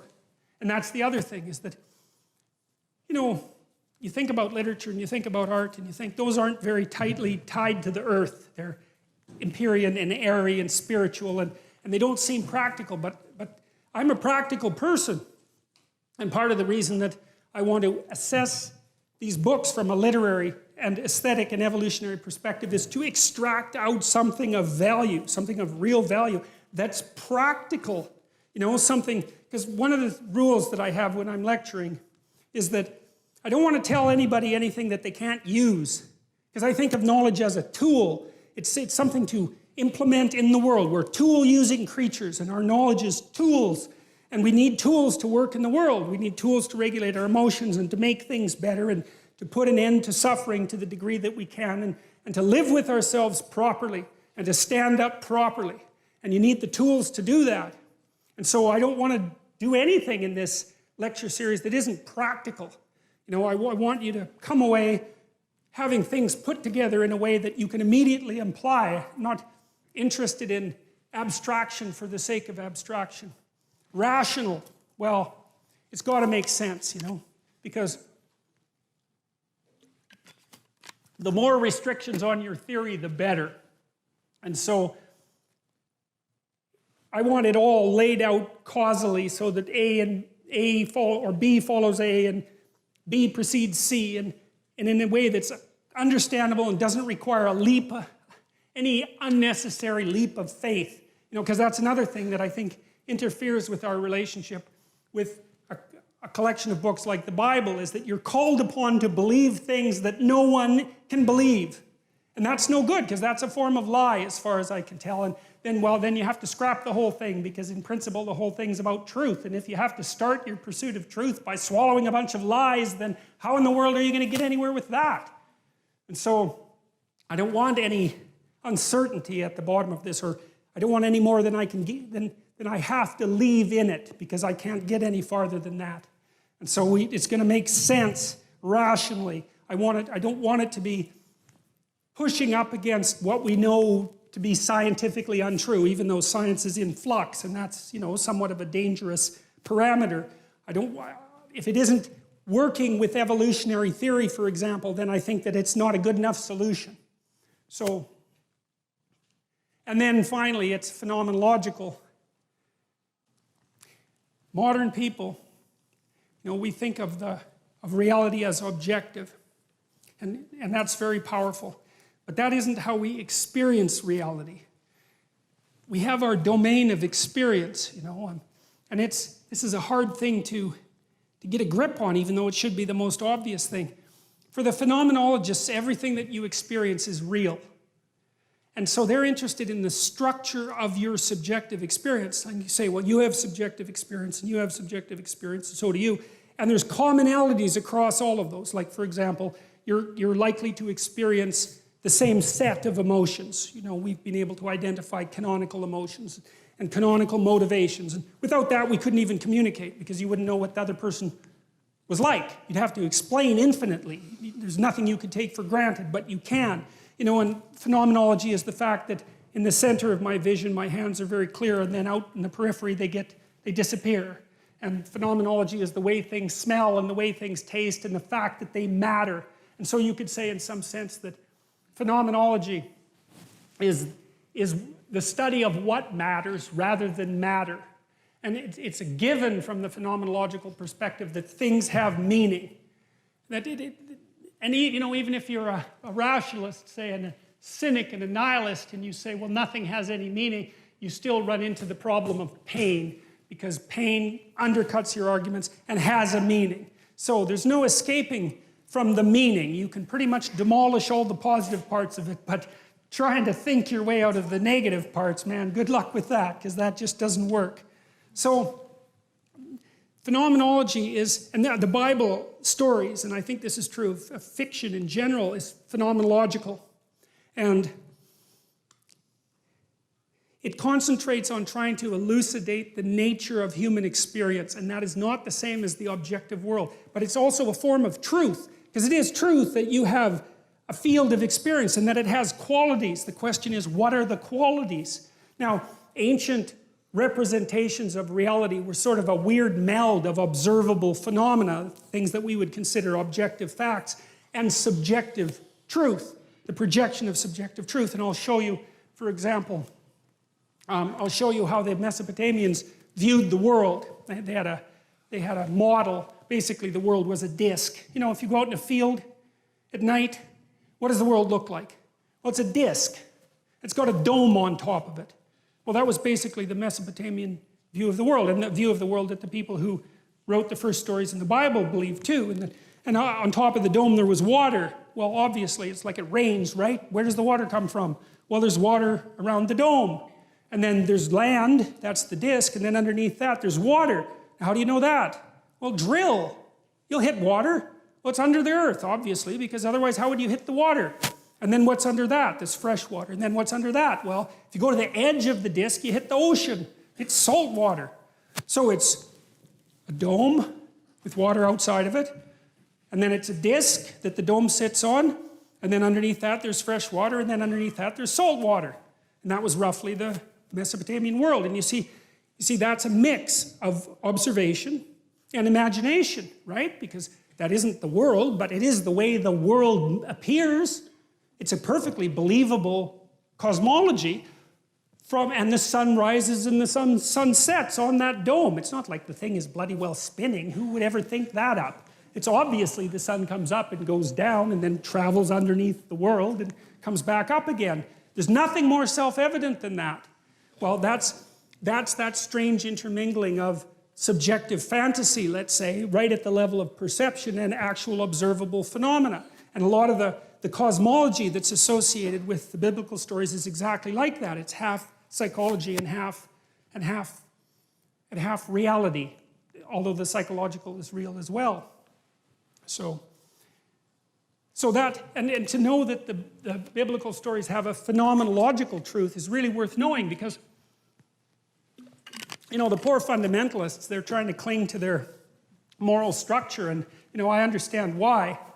Because it does organize their societies and it organizes their psyche, so they've got something to cling to, but, you know, they don't have a very sophisticated idea of the complexity of what constitutes truth, and they try to gerrymander the biblical stories into the domain of scientific theory, you know,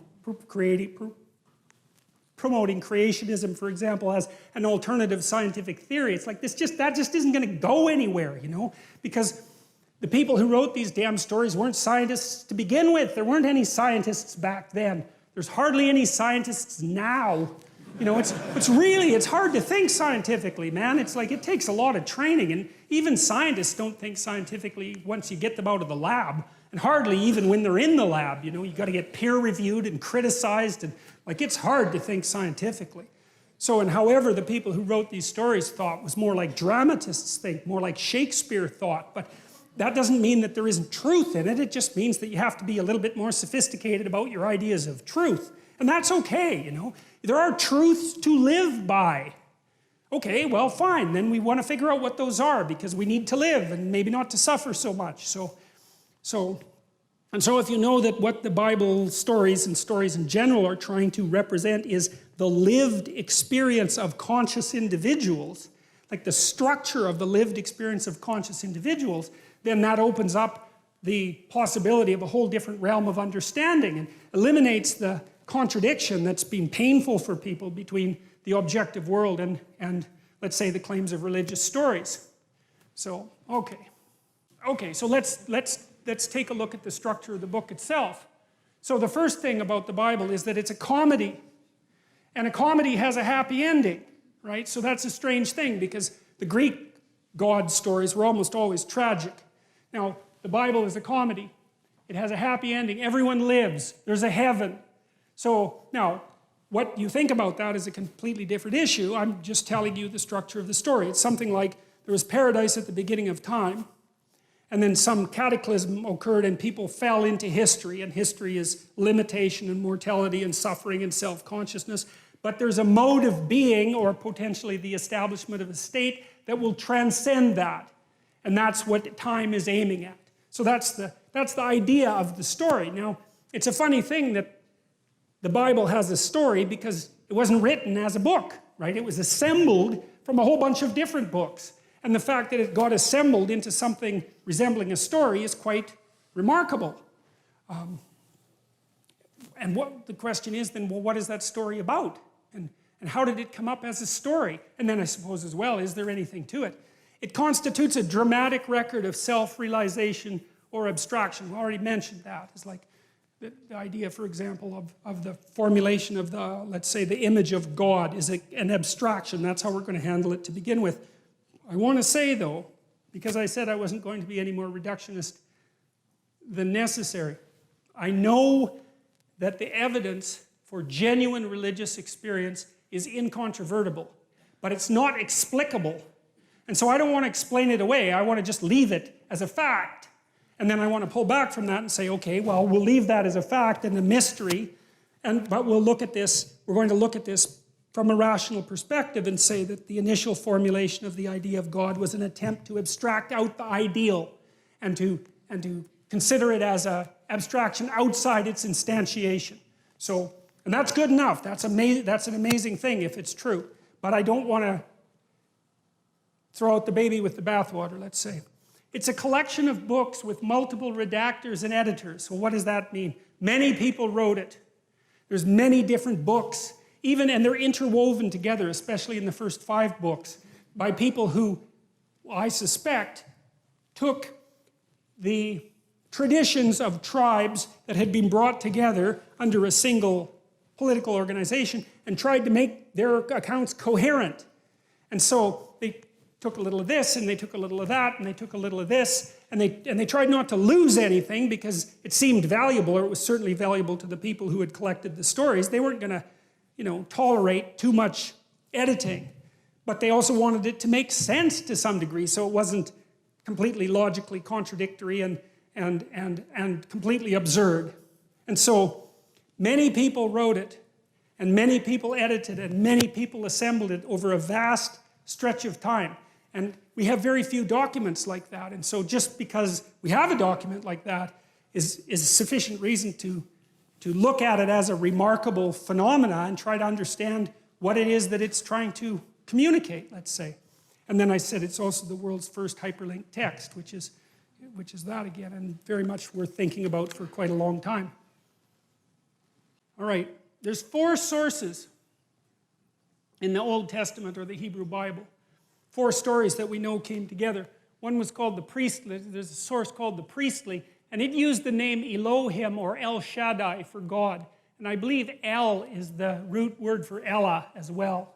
So, and that's usually translated as God or the gods, because Elohim is utilized as plural in the beginning books of the Bible. And it's newer than the Yahwist version. Now, the reason I'm telling you that is because Genesis 1, which is the first story, isn't as old as Genesis 2. Genesis 2 contains, the Yahwist version contains the story, for example, of Adam and Eve. And that's older than the very first book in the Bible. But they decided to put the newer version first, and well, it isn't, and I think it's because it deals with more fundamental abstractions. It's something like that. It's like it deals with the most basic of abstractions, how the universe was created, and then segues into what the human environment is like. And so that seems to be the logic behind it. The Yahwist version uses the name YHWH, which apparently people didn't say, but we believe was pronounced something like Yahweh. And it has a strongly anthropomorphic God, so one that takes human form. It begins with Genesis 2:4. This is the account of the heavens and the earth when, and it contains the story of Adam and Eve and Cain and Abel and Noah and the Tower of Babel and Exodus and Numbers, along with the priestly version. It also contains the law in just the form of the 10 Commandments, which is like a truncated form of the law. There's the Elohist source. It contains the stories of Abraham and Isaac. It's concerned with a heavenly hierarchy that includes angels. It talks about the departure from Egypt, and it presents the covenant code, which is this idea of that, that society is predicated. This was Israeli society. It was predicated on a covenant with God, and that's laid out in a sequence of rules, some of which are the 10 Commandments, but many of which are much more extensive than that. And then the final one is the Deuteronomist code, and it contains the bulk of the law and what's called the Deuteronomic history, and it's independent of Genesis, Exodus, Leviticus, and Numbers. And so we know that at least now there's debate about this like there is about everything, so I'm brushing over a very large area of scholarship, but people generally assume that there were multiple authors over multiple periods of time, and the way they've concluded that is by looking at textual analysis, trying to see where there are chunks of the stories that have the same kind of style or the same reference. And people argue about that because, obviously it's difficult to recreate something ancient, but that's the basic idea. So it is an amalgam of viewpoints about these initial issues, and that's important to know. So it's like it's a collective story. And, okay, now, to understand the first part of Genesis, I'm going to turn, strangely enough, to something that's actually part of the New Testament, and this is a central element of Christianity. And it's a very strange idea, and it's going to take a very long time to unpack, but the idea, this is what John said about Christ. He said, in the beginning was the Word, and so that relates back to Genesis 1. In the beginning was the Word, and the Word was with God, and the Word was God. Three sentences like that take a lot of unpacking because, well, none of that seems to make any sense whatsoever, really, right? In the beginning was the Word, and the Word was both with God, and the Word was God. So the first question might be, what in the world does that mean? In the beginning was the Word. That's the Logos, actually. And the Logos is embodied in the figure of Christ. So there's this idea in John that whatever Christ is, the Son of God, is not only instantiated in history, say at a particular time and place as a carpenter in some backwoods part of the world, but also something eternal that exists up outside of time and space that was there right at the beginning. And as far as I can tell, what that Logos represents is something like modern people. It's something like what modern people refer to when they talk about consciousness. It's something like that. It's more than that. It's like consciousness and its capacity to be aware and its capacity to communicate. It's something like that. And there's an idea underneath that, which is that being, especially from a phenomenological perspective, so the being that is experience cannot exist without consciousness. It's like consciousness shines a light on things to bring it into being. Because without consciousness, what is there? No one experiences anything. It's like, is there anything when no one experiences anything? That's the question. And the answer that this book is presenting is that, no, you have to think about consciousness as a constituent element of reality. It's something that's necessary for reality itself to exist. Now, of course, it depends on what you mean by reality. But the reality that's being referred to here, I told you already, is this strange amalgam of the subjective experience and the world. But the question is deeper than that too, because it is by no means obvious what there is if there's no one to experience it. I mean, the whole notion of time itself seems to collapse, at least in terms of something like felt duration. And the notion of size disappears essentially because there's nothing to scale it, and the causality seems to vanish. And so, and we don't understand consciousness, not in the least. We don't understand what it is that is in us that gives illumination to being. And what happens in the Old Testament, at least in part, is that that consciousness is associated with the divine. Now you think, well, is that a reasonable proposition? And that's a very complicated question, but at least we might note that there's something to the claim, because there is a miracle of experience and existence that's dependent on consciousness. I mean, people try to explain it away constantly, but it doesn't seem to work very well. And here's something else to think about, I think, that's really worth thinking about. People do not like it when you treat them like they're not conscious, right? They react very badly to that.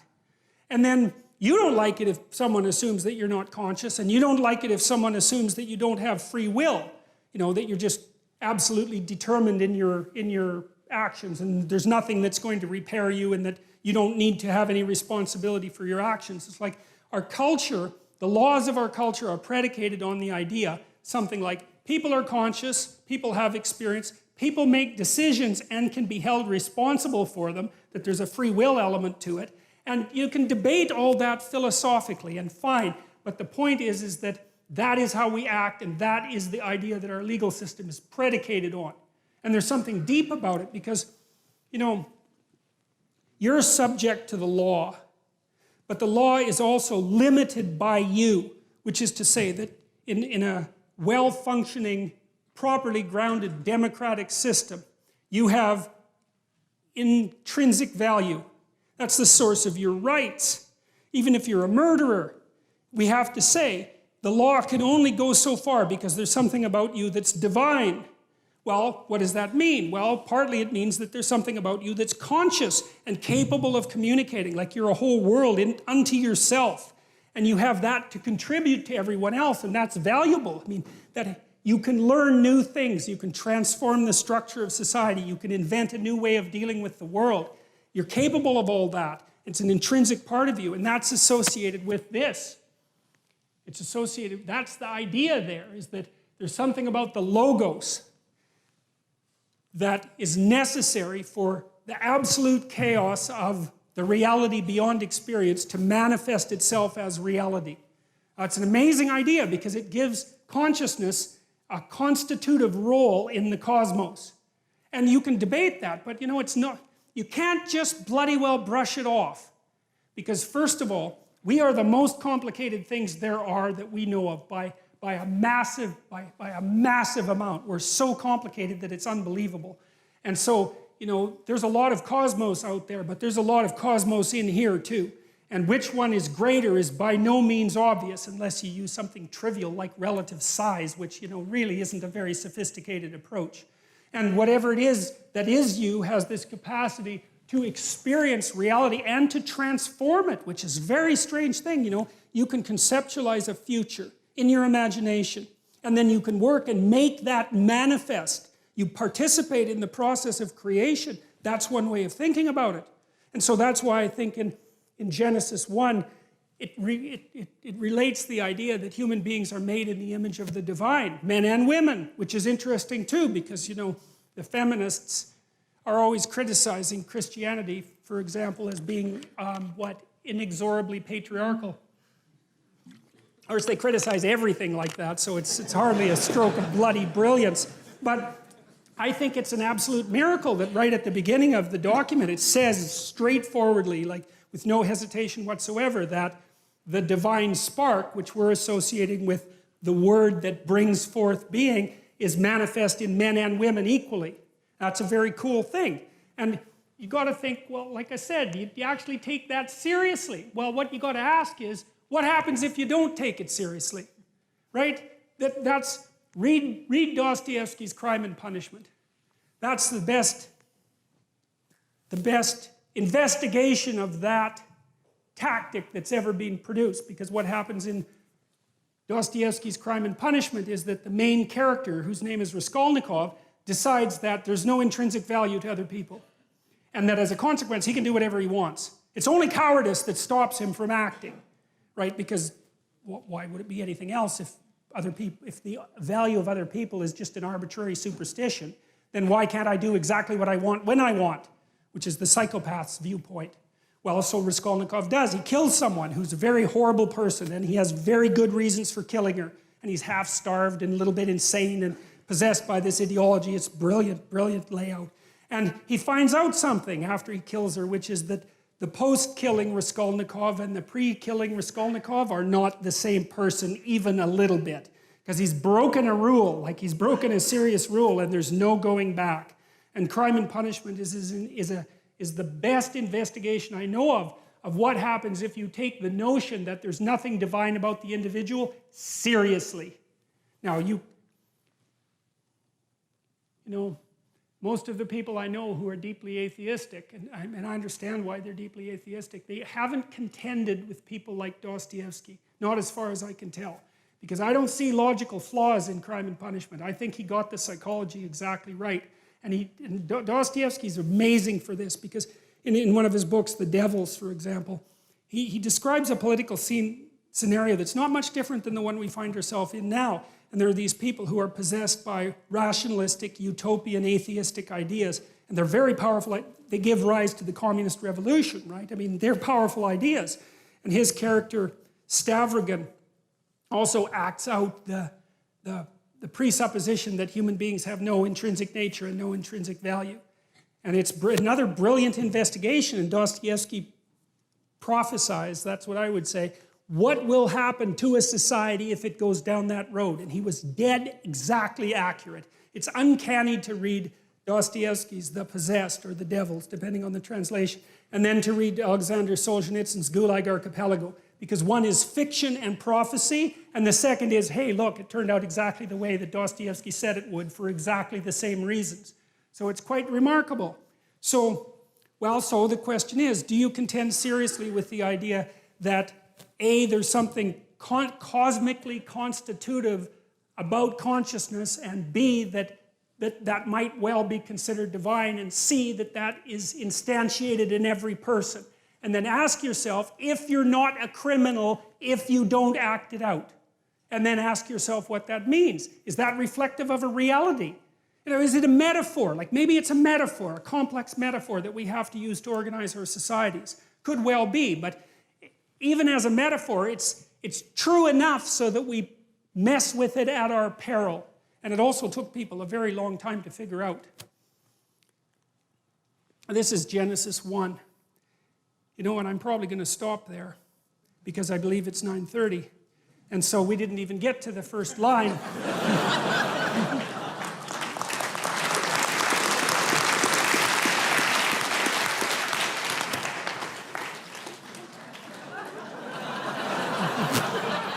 Yeah. Look, I want to read you a couple of things that we'll use as a prodroma for the next lecture, because I'll just bounce through a collection of ideas that's associated with the notion of divinity, okay? And then we'll turn back to the first lines when we start the next lecture. I have no idea how far I'm going to get through the biblical stories, by the way, because I'm trying to figure this out as I go along.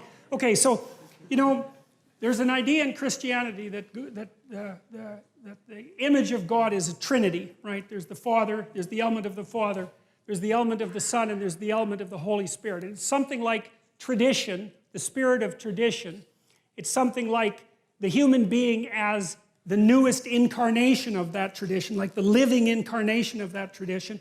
And then it's something like the spirit in people that makes relationship with this and this possible, the spirit in individuals. And so I'm going to bounce my way quickly through some of the classical metaphorical attributes of God so that we kind of have a cloud of notions about what we're talking about when we return to Genesis 1 and talk about the God who spoke chaos into being. So there's a fatherly aspect. So here's what God as a father is like. You can enter into a covenant with it, so you can make a bargain with it. Now you think about that, money is like that, because money is a bargain you make with the future, right? And so we've structured our world so that you can negotiate with the future. And I don't think that we would have got to the point where we could do that without having this idea to begin with.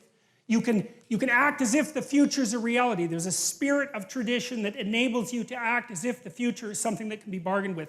That's why you make sacrifices, right? And the sacrifices were acted out for a very long period of time, and now they're psychological. We know that you can sacrifice something valuable in the present and expect that you're negotiating with something that represents the transcendent future. And that's an amazing human discovery. Like no other creature can do that, to act as if the future is real. To note that you can bargain with reality itself and that you can do it successfully. It's unbelievable. It responds to sacrifice. It answers prayers. I'm not saying that any of this is true, by the way. I'm just saying what the cloud of ideas represents. It punishes and rewards. It judges and forgives. It's not nature. You see, one of the things that's weird about the Judeo-Christian tradition is that God and nature are not the same thing at all. Whatever God is, partially manifest in this logos, is something that stands outside of nature. And I think that's something like consciousness as abstracted from the natural world. So it built Eden for mankind and then banished us for disobedience. It's too powerful to be touched. It granted free will. Distance from it is hell. Distance from it is death. It reveals itself in dogma and in mystical experience, and it's the law. So that's sort of like the fatherly aspect. And then the son-like aspect, it speaks chaos into order. It slays dragons and feeds people with the remains. It finds gold. It rescues virgins. It's the body and blood of Christ. It's a tragic victim and scapegoat and eternally triumphant redeemer simultaneously. It cares for the outcast. It dies and is reborn. It's the king of kings and hero of heroes. It's not the state, but is both the fulfillment and critic of the state. It dwells in the perfect house. It is aiming at paradise or heaven. It can rescue from hell. It cares for the outcast. It's the foundation stone and the cornerstone that was rejected, and it's the spirit of the law. And then it's spirit-like. It's akin to the human soul. It's the prophetic voice. It's the still small voice of conscience. It's the spoken truth. It's called forth by music. It is the enemy of deceit, arrogance, and resentment. It's the water of life. It burns without consuming, and it's a blinding light. Okay, so that's a very well-developed set of poetic metaphors, essentially, right? So these are all, what would you say, glimpses of the transcendent ideal. That's the right way of thinking about it. They're glimpses of the transcendent ideal. And all of them have a specific meaning. And, well, in part what we're going to do is go over that meaning as we continue with this series. And so what we've got now is a brief description, at least, of what this is. In the beginning, God created the heavens and the earth. We know it's associated with the Logos in this sequence of stories. We know it's associated with the Word and with consciousness. And we know that it's associated with whatever God is. And then I laid out the metaphoric landscape that at least in part describes God. And so now we have some sense of the being that does this, creates the heavens and the earth. The earth was without form and void. That's that chaotic state of intermingled confusion. And darkness was over the face of the deep. And the Spirit of God was hovering over the face of the waters. And God said, "Let there be light." And there was light. And so we'll stop with that, because now we're ready to take a tentative step into the very first part of this book. And it's important to have your conceptual framework properly organized so that you can appreciate where it's going and what it might possibly mean. And so, well, I've done what I can today to, what would you say, elaborate on this single word, I suppose. And but it's a big word, you know, so it's not so unreasonable that it takes a long time to get to the point where you have any sense of what it means at all. All right. That is nowhere near, that is not, I thought I would get a lot farther than that. All right. So thank you very much.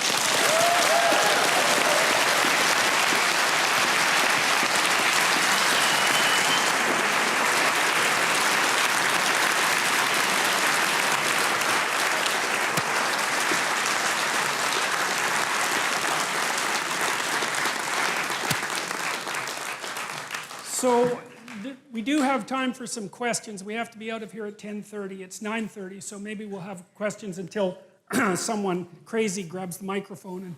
And or maybe we'll have questions for half an hour, something like that. And so if anybody has any questions, then there's a microphone there, and there's a microphone there. And I'll try to answer them to the best that I can, best of my ability. So let's start. Okay, so you talked about the idea of when you're confronting something that you fear, you face it head on and you destroy it. But then you said that the idea is when you're confronting something, you make the world out of it. And I was wondering if you could just, generally expound on what that means. You make your marriage out of the arguments. Okay. You know, you have arguments with your wife, you have arguments with your children. That's that chaotic state, because no one's been able to formulate a habitable order from that domain of controversy and confusion. And then through dialogue, you erect a structure that's a house that you can both live in. And so that's the idea of making the world out of that chaos. And it's frightening because, you know, if you really and this is why people often avoid having disputes with people they love, because it's frightening, right? You find out what the person's like, and you find out what you're like. It's like, God, who wants to do that? Nobody. And so, you know, your heart rate goes up, and it's confrontation and conflict. And that's because you're encountering that domain that hasn't been properly mapped or configured. And so, and you're doing that with your predator detection systems, essentially. And so that chaos that threatens the stability, say, of the marriage is equivalent to, well, it's equivalent to the serpent in the tree. That's one form of equivalence. And then by dialogue, through dialogue and negotiation, you formulate the problem. What exactly is going on here? Where exactly are we? What exactly is the problem? And so you keep talking until you reach a consensus about that, one that you can live with, one that you can act out. Right? And then maybe you come up with a solution to the problem, and you've established peace again. And peace, that's the house that you can both live in. And that's the chaos. That's the chaos that people can fall into all the time and often do. And it's the chaos that makes a marriage wash up on the shores and and transform into, like, 15-year divorce court. Very horrible thing. So that's the idea. Okay, thank you. Okay.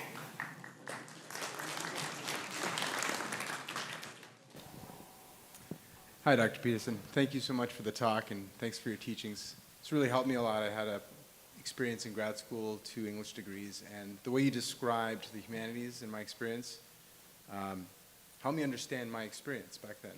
So thank you. So the way That's too bad. That's too bad that that happens to be the case. Really, like that, it's really not good.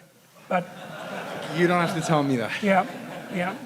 So, but I survived, and I learned a lot. And I'm not, ungrateful for my experience. I've learned a lot. But you said something. You described the Bible, the collection of stories in the Bible, in an interesting way, and I wonder if it was on purpose. You described it as created by an assembly of stories created by many people over time. That's hyperlinked into itself, and it sounds a lot like how a description of like the internet and like how that works. Yeah, well, it's not accidental. I mean, because the internet's also it's a collective endeavor. God only knows what personality it's going to manifest, but it's going to manifest some personality because it's learning to understand us very, very rapidly. So I think there's no reason not to think about it as a precursor. I mean, the distance between the Bible and the internet is a lot less than the distance between a chimpanzee and a human being. So, and the difference between a book and the internet is, it's in some sense, it's a matter of degree rather than kind. So So if the internet is going to, manifest a personality one day, and then that personality gets embodied, what would separate? It sounds like you're talking about consciousness. I can't speculate, because God only knows what's going to happen in the next 20 years. I certainly don't. And so I don't know what the preconditions are for consciousness. I have no idea, and I don't think anybody knows. So I guess we're going to find out. So, yep. Yep.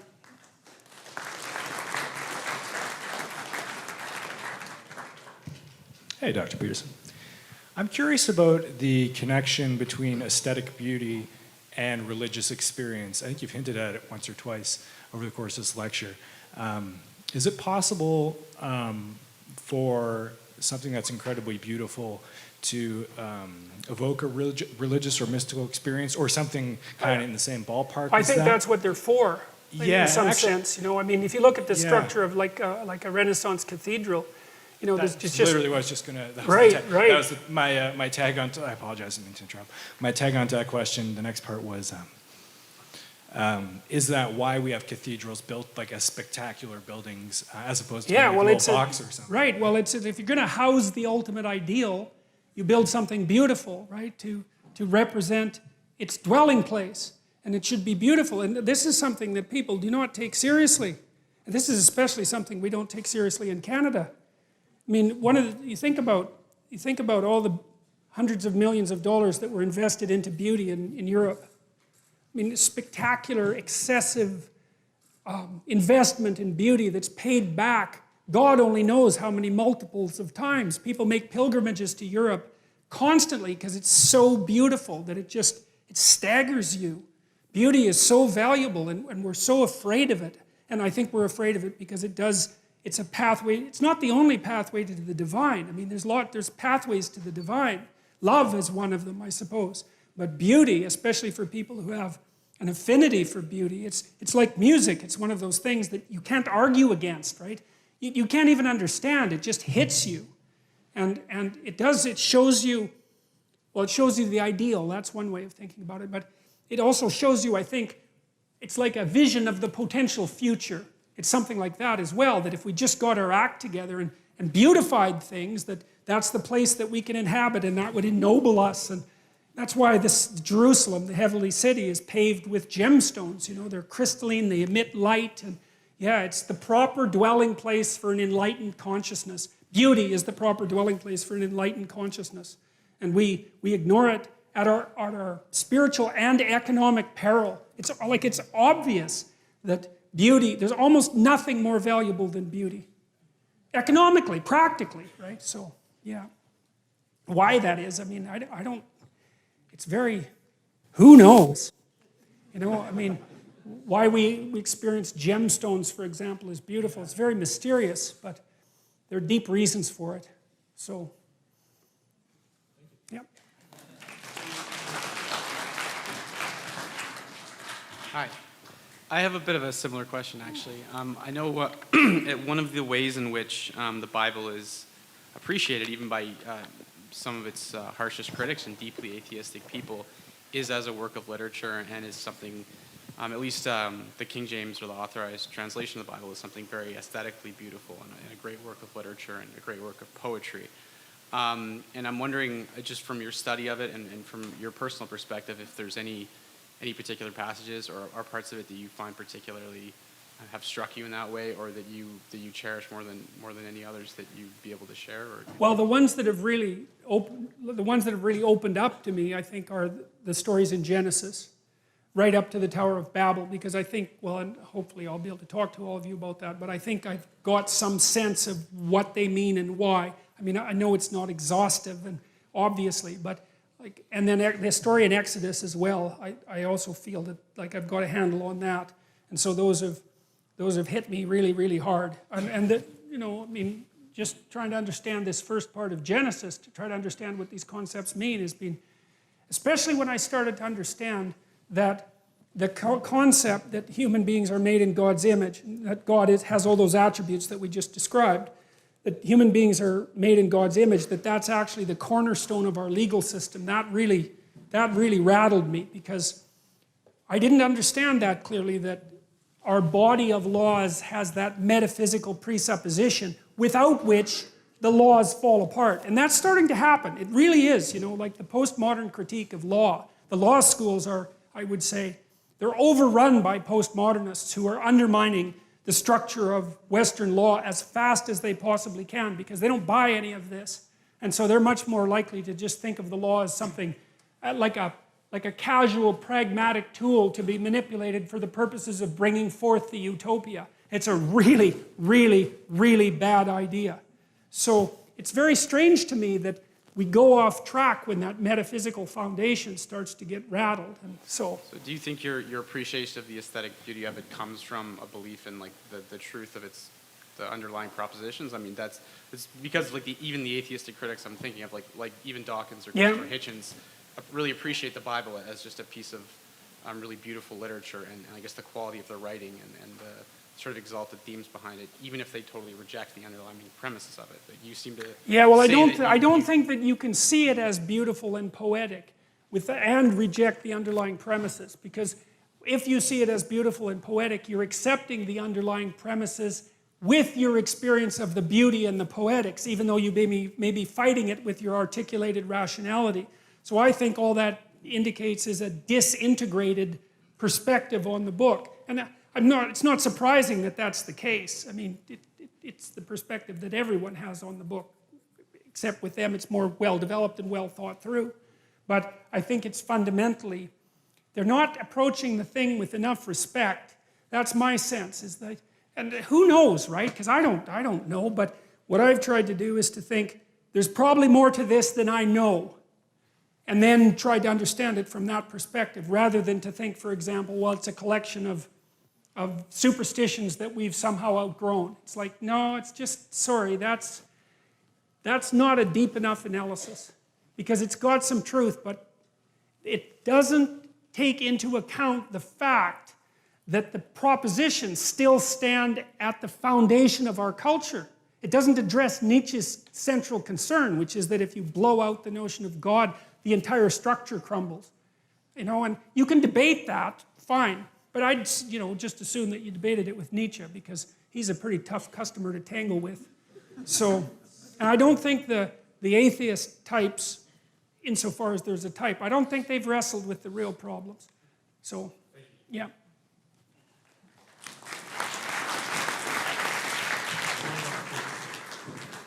So I appreciate you set out some ground rules, keep things rational, and I think that's going to help us.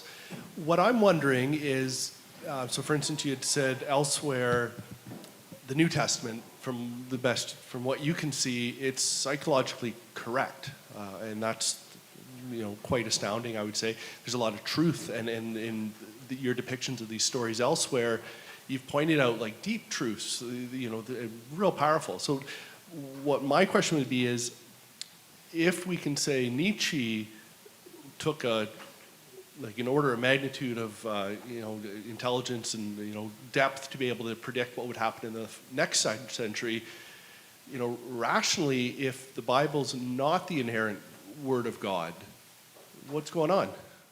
That's a good question. That's a really good question. I mean, I'm going to try to answer that rationally, but as we move forward. But as I said, I don't want to leave people with the notion, because in some ways, this is something I've thought about. What I've been thinking about for a long time is I can't tell if I'm like an advocate of the religious viewpoint or its worst possible critic, because I am doing my best to make it rational, and there's a reductionistic element to that. But I think that I'm doing that while also leaving the door open to things that I don't understand, because I know that there's more to this story than I understand or can understand. And I'm laying out what I can understand, and I'm making it rational. But I do not believe for an instant that exhausts the realm. It's like there are ways of interpreting these stories that work in the conceptual universe we inhabit right now. But there's a lot of things that we don't understand. And one thing I've found about digging into these stories is that the deeper you dig, the more you find.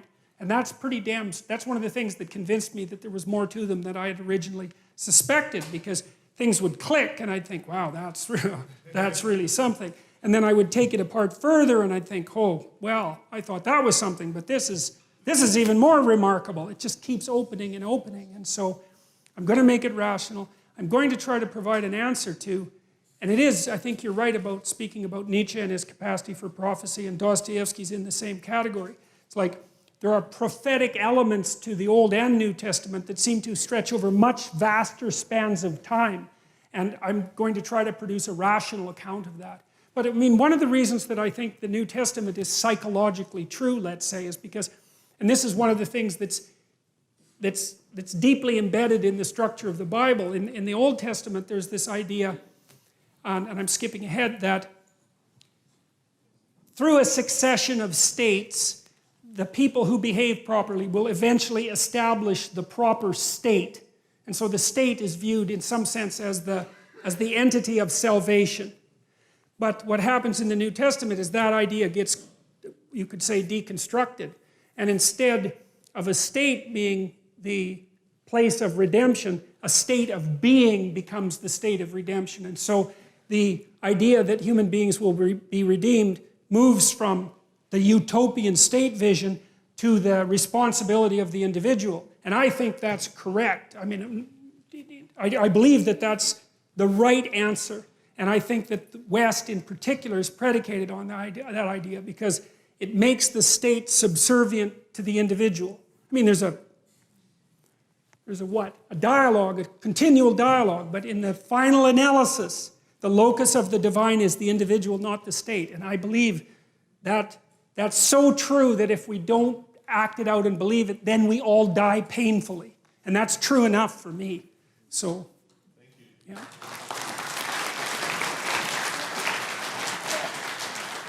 Thank you for illuminating talk.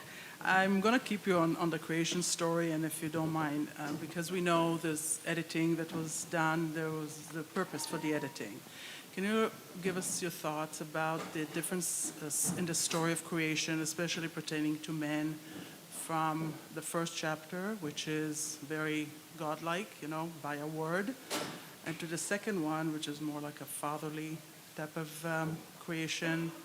Is it the selling point? What was the reason for this type of editing to put the two together, one after the other? Well, I think, the more cynical, what you call criticisms of the Bible and the religious tradition, criticisms like Marx's or Freud's even, for that matter, make the case that it's a manifestation of power in politics, and that there's always a political or economic motivation behind the construction of the stories. And I think that that's true to some degree, but I don't think that it's true enough so that you can take that particular interpretive tack and be done with it. And I would say that to the degree that there are political and economic motivations that have shaped the stories, the fact that multiple stories have come together, they're sort of corrective in some sense. And so even if at the level of detail, there's political intrigue and politics, say with regards to the ascendancy of Israel, when you step away from it, it becomes something that's more universal and escapes from that. And how that happened, I don't know. I mean, I think it's safe to say, it's reasonably safe to say that the people who put this document together, they did two things. I think they were guided by their aesthetic taste and their conscience. I truly believe that. And the reason I believe that is because I think anything that was propagandistic would have been forgotten. Because you can't remember propaganda. No one likes it. It's like it's dead 10 years after you write it, or 20 years. And it isn't only that these books were assembled and written, it was that they were preserved and remembered. And to me, that means they have an affinity with the structure of memory. I mean, you think about it. How does a story last 10,000 years unless it's the kind of story you can remember? It doesn't. Because you forget all the forgettable stuff, and all you remember is the memorable stuff. And so there's this interplay between the document itself and its audience that shapes the document. And so, now I don't know how specifically I answered your question. We're going to hit these different stories as they come up in sequence, and I think I'll shed some more light on the relationship between them doing that. And we'll start with that next week. Okay. Right, so I've been really interested in a lot of the stuff that you've been saying about dreams, because I've been lucid dreaming a lot for many years, but always in a sort of atheistic way, as sort of like a game or something like that. But because of seeing your talks and everything, I've started to think of it from a different perspective, like you're now interfacing with something beyond the narrow scope of your conscious awareness, that, or something like that, maybe mythological or maybe something like God. And so what I've been thinking about, and what I maybe wondered what you think about it, is that in some ways when you're lucid dreaming, you're kind of you're getting beyond the limitations of an ordinary dream. You're sort of transcending limitations, which maybe is, like, it's not the purpose of people, right? Because as a person you're supposed to be limited in some way, as opposed to like God, who's like not limited. And how, but on the other hand, it's a good opportunity to kind of have control over your interactions with this like very special and like interesting thing. So I guess the conundrum is that on one hand, like you can control your interactions, but on the other hand, like you are controlling them. So I guess I'm wondering what you think about that, and also just in general, what do you think about lucid dreaming as a thing? Like, should you do it, or? I had a client who could really lucid dream, you know. And one of the things, she used them now and then to solve problems, even though she didn't always pay attention to the answer. But sometimes she did. In one of her dreams, one of the characters told her that she would have to learn to live in a slaughterhouse. She was very afraid of life. And one of the consequences of that was that we went and watched an embalming. So the dreams were, but one of the things she did, she'd ask the characters what they were up to. You know, she was, instead of controlling, she would inquire. And so, but I don't know what to say about lucid dreaming beyond that. Like, I know it's a well-documented phenomena, and many people can do it, and women seem to be able to do it better than men. That's what the research indicates. But I think that what we don't know about lucid dreaming could fill a lot of books. So I think you do. There is some danger in controlling it, I think, because you lose the spontaneous revelation, although not completely, because you can't control it completely. But you see, you might be interested in reading Jung's works on active imagination, because he kind of learned to dream when he was awake. And he spent a lot of time in the world of imagination when he was awake. The Red Books, for example. The Red Book is a document of his experiences with awake dreaming. But he was very interactive with the dream, you know, instead of trying to bend it to his whim or his will. He was exploring it, in some sense, like you'd explore a video game, you know, which are forms of dreams in and of themselves. So, yeah, I would say do it with an exploratory purpose in mind. And you could always ask yourself what you could learn, too, which is a very dangerous question to ask a dream, because sometimes you'll find out what you have to learn. That's not so pleasant. But it's really worthwhile. Okay, yeah. Okay, so I think I'm going to take 4 more questions only because I'm running out of brain, and I don't want to say stupid things, or stupider things than I've already said. So. Yeah, thank you for the talk. In the beginning of your lecture, you talked about how society needed this kind of dreamlike religious base so we don't go between left and right violently and we can kind of have this base. And then you also said you admired Nietzsche for kind of chopping down these ideological and kind of dogmatic weeds coming up from the base of Christianity. I was wondering what your thoughts are on how society can have this kind of religious base without having these kind of dangerous ideologies that can spring up once in a while. That's what I'm trying to figure out. No, really, I mean, that's the serious answer to that question. You know, I mean, the reason that I'm an admirer of Nietzsche is because like, he was the spirit of his times. That's a good way of thinking about it. It's not like Nietzsche killed God. It's that Nietzsche gathered what was in the air and articulated it, right, incredibly profoundly. And so he put his finger on the spot. And in doing so, he announced the problem. And once you announce the problem, then maybe you can come up with a solution, because you can't solve a problem unless you know what it is. And the fact that he made it so stark and so clear was horrifying in some sense, but at least we know where we stand. And so since then, and I would say particularly in many ways, particularly with the work of Jung and everything that's come out of that, which is a deeper study of mythology and its meanings, you know, we've been trying to address the issue that Nietzsche brought up and trying to solve the problem. And the problem is something like the reunification of the spirit of mankind. It's something like that. Well, we're slogging through it, man, and that's why you're all here, at least in part. So we'll see how far we can get. I mean, at this rate, we'll get to like the 12th verse in the first. But that's the aim, you know. Okay.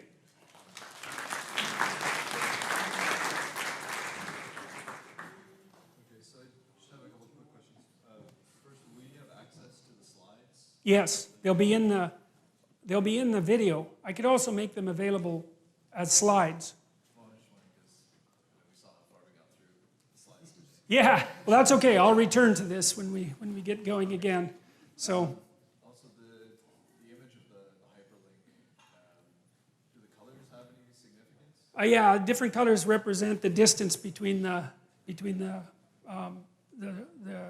cross references. Yeah.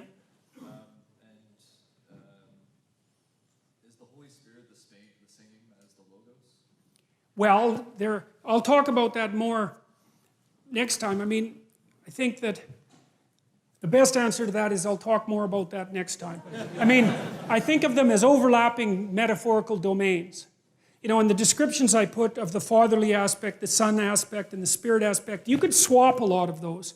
You know, it's kind of arbitrary, but I think the Trinitarian idea is trying to get forward the notion that the locus of the divine it's the same thing in its essence, but it exists in a multiplicity. It exists as the spirit of tradition. It exists as the living individual in time and space, and then it exists as the spirit and as consciousness, something like that we all share. Which you know, Jung would have thought about that as something like the capacity for the individual to realize the tragedy and redemption of Christ in their individual life. And that's something like your capacity to voluntarily accept the tragic conditions of your existence and to move forward to something resembling paradise regardless of that. You know, as something that's intrinsic to you. And I think that's associated with the idea of the Pentecost and the Holy Spirit, all of that. So that's as good as I can do in a short period of time. So, thank you. Yeah.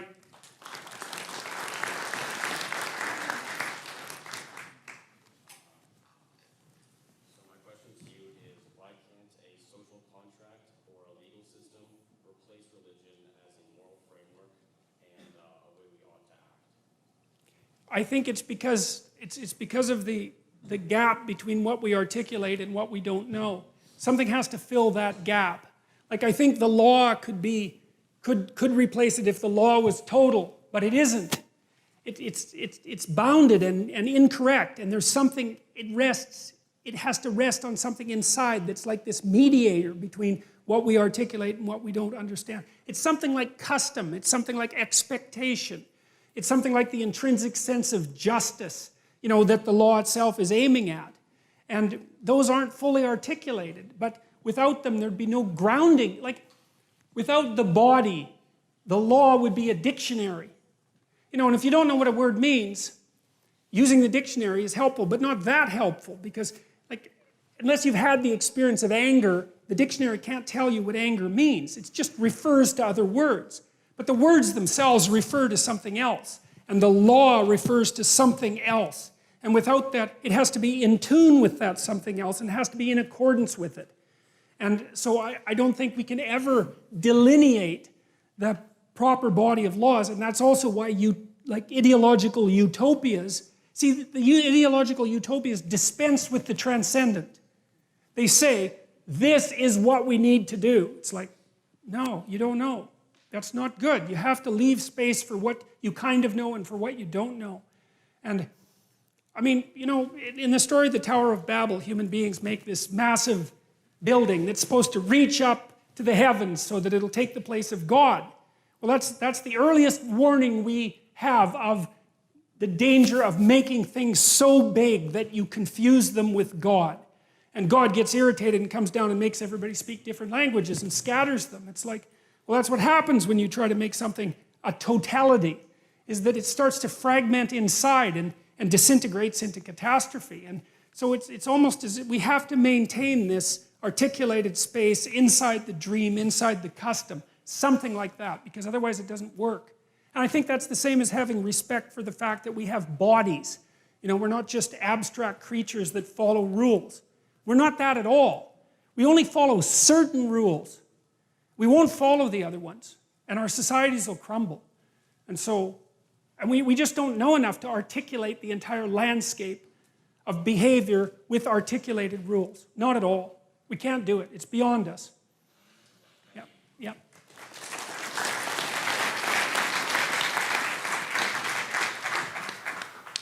Hi, thanks for the talk.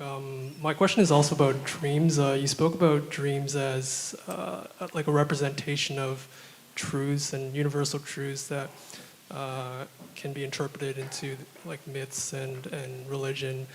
And as you say, it's very beneficial for the individual, and it sounds like also for the society as well, because not everyone can as easily remember their dreams or interpret their dreams like that. And also it's like broadcasted to all of society for their benefit. So I guess I'm wondering what the evolutionary advantage of dreams are, and my question would be, do you think that dreams suggest some sort of evolutionary group selection, such that like groups that don't have these dreams that are represented into myths and religion, do you think they didn't survive as well? Okay, so I'm not going to answer the second part of that question, because I'd have to go too far off in a tangent for me to manage right now, but I can answer the first part. I mean, what happens when you're dreaming, there's a little switch, so to speak, in your brain that shuts off when you're dreaming, and it stops you from moving, right? It shuts everything off except your eyes, because if you're moving your eyes back and forth, you're not going to run around and get eaten by a lion. It's okay to move your eyes. But the rest of you is staying exactly where it is. Then you can run these simulations. And so what's happening at night, and this is a fairly well accepted theory of dreaming. We know that dreams update memories and help consolidate memories. They also help you forget. But what seems to be happening at night is that you're running the underlying architecture of your cognitive ability in different simulations. And it's cost-free because you're paralyzed. You're not running around there out in the world investigating. So it's part of the manner in which your brain experiments with the way the world can be represented. And so, and it seems absolutely necessary. And I mean, if you deprive people of REM sleep, they don't stay sane very long. There's something necessary about the dreaming process to maintenance of articulated sanity. So you're doing some kind of organization at night when you descend into that chaos. And partly what seems to happen is that your categorical you know, your categories have boundaries, right? But sometimes you don't have the categories correct. And so the boundaries have to loosen and other things need to be put in the categories or some things shunted away. And in the dream, the category structure loosens, which is why dreams are so peculiar.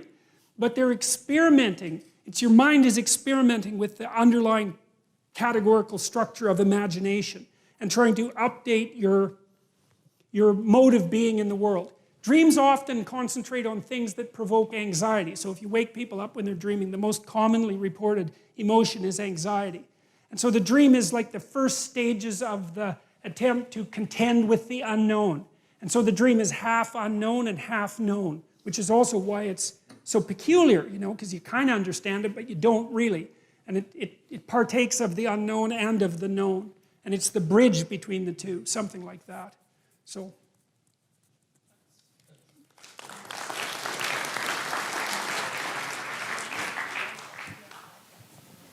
Okay, so my question is kind of two parts. The first one is just like a general question and then just the application of the question. So my first question is, do you think that consciousness and beinghood are inextricably linked? And then secondly, so if there was something like a supercomputer that one could house theoretically a perfect brain of a person in it, does that thing then become the same person as the person who was before? So is there a transcendency to beinghood but not to conscious? Okay, so the first question is, well, I would say that the kind of being that these stories are concerned with is absolutely dependent on consciousness. Now, whether or not that means that being as such is dependent on consciousness actually depends on how you define being. Right? So it's always tricky when you ask an if is an example of be. Those are tricky questions because it depends on how you define the two. But for our purposes, the being that we're discussing that's represented in these stories is intrinsically associated with conscious experience. And consciousness is given this constitutive role. It says that the experience that we're talking about would not exist if consciousness did not exist. So you can think about it as a kind of game in a way, and then you have to decide for yourself whether that's a game that can be generalized. And I won't answer the second part, okay? If you don't mind. All right. So, two-part question. First one's very quick, almost admin. If we want to read the biblical stories that kind of you're referring to, is there a particular version, edition, source, publisher that we should refer to? Oh, I'll bring the thing I like next week, which is I think the Reader's Digest published it of all things, but it's it lays out the narratives in a different format. It's easier. I find it much easier to read. So I'll show it to you, and I'll bring it next time and show it to you. And then the main question is, one of the main reasons why I'm interested in so much of your work, and I think many people other are as well, is that you kind of leave literalism at the door and you open up another door to a much more deeper meaning. In your interview with Transliminal Media, you mentioned Liz Eibel's book, The Serpent, the Tree, the Serpent, and Vision. And you note that we as a species are very good at recognizing camouflage patterns of snakes, particularly in the lower field of vision. And you further note that visual acuity is correlated with that, and that it co-evolved. And you summarize thusly by saying the following, and I'm paraphrasing you. You say, what gives you vision? Snakes do. That's what it says in Genesis. What else gives you vision? Fruit. That's also right. That's why we have color vision. What makes you self-conscious if you're a man? Woman. That's Eve. And so I understand at the elementary level some of the concepts that you have about representations, dreams, abstractions, etc.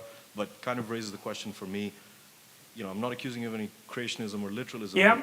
You know, what's your point? Why did you make that connection? What's the meaning of the story of Genesis vis-a-vis Liz Eibel's book? No problem. We're gonna, as soon as I get past this first Genesis 1, we're gonna hit that hard. So. Well, partly. And are you at all suggesting that one foreshadowed, the discovery, the scientific discovery? Yes, I'm suggesting that it foreshadowed it. And I think they're the same thing. I mean, Isbell in her books plays with that idea metaphorically, but she never really takes it seriously, which is no problem. I mean, there's only so much you can take seriously, and she did a fine job of what she did. But I'll talk about that a lot, because that's a very complicated issue. I mean, I would say to begin with that the systems that you use to deal with radical uncertainty are the same systems that your primate ancestors evolved to deal with snakes. That's a good start. So, okay? Okay, one more and then we're done. I'm an aerospace science engineer and an expert computer programmer, and I have 3 rapid-fire questions, so I'm going to get through them quick. Based on your opinion of where the universities now stand in terms of humanities and social sciences, is mathematics more powerful than articulated speech? I'm not sure, I'm not exactly sure how the Does it first... make you more powerful to study mathematics and hard science in university? Oh, well, it depends on what you mean by power, I guess. I mean, obviously studying mathematics and computer science makes you insanely powerful. The question is, to what end? And I don't think that you can extract an answer to that from the study of mathematics. The humanities are there to ground people in proper citizenhood. That's a way of thinking about it. And so, yes, it makes you powerful, but then the question is, who has the power?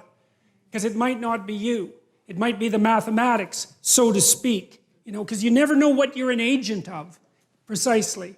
And so, yeah, well, look, I've got nothing against computer programmers. I mean, more power to you guys, and mathematicians as well. But mathematics would be a tool, not yes, and it has to be a tool.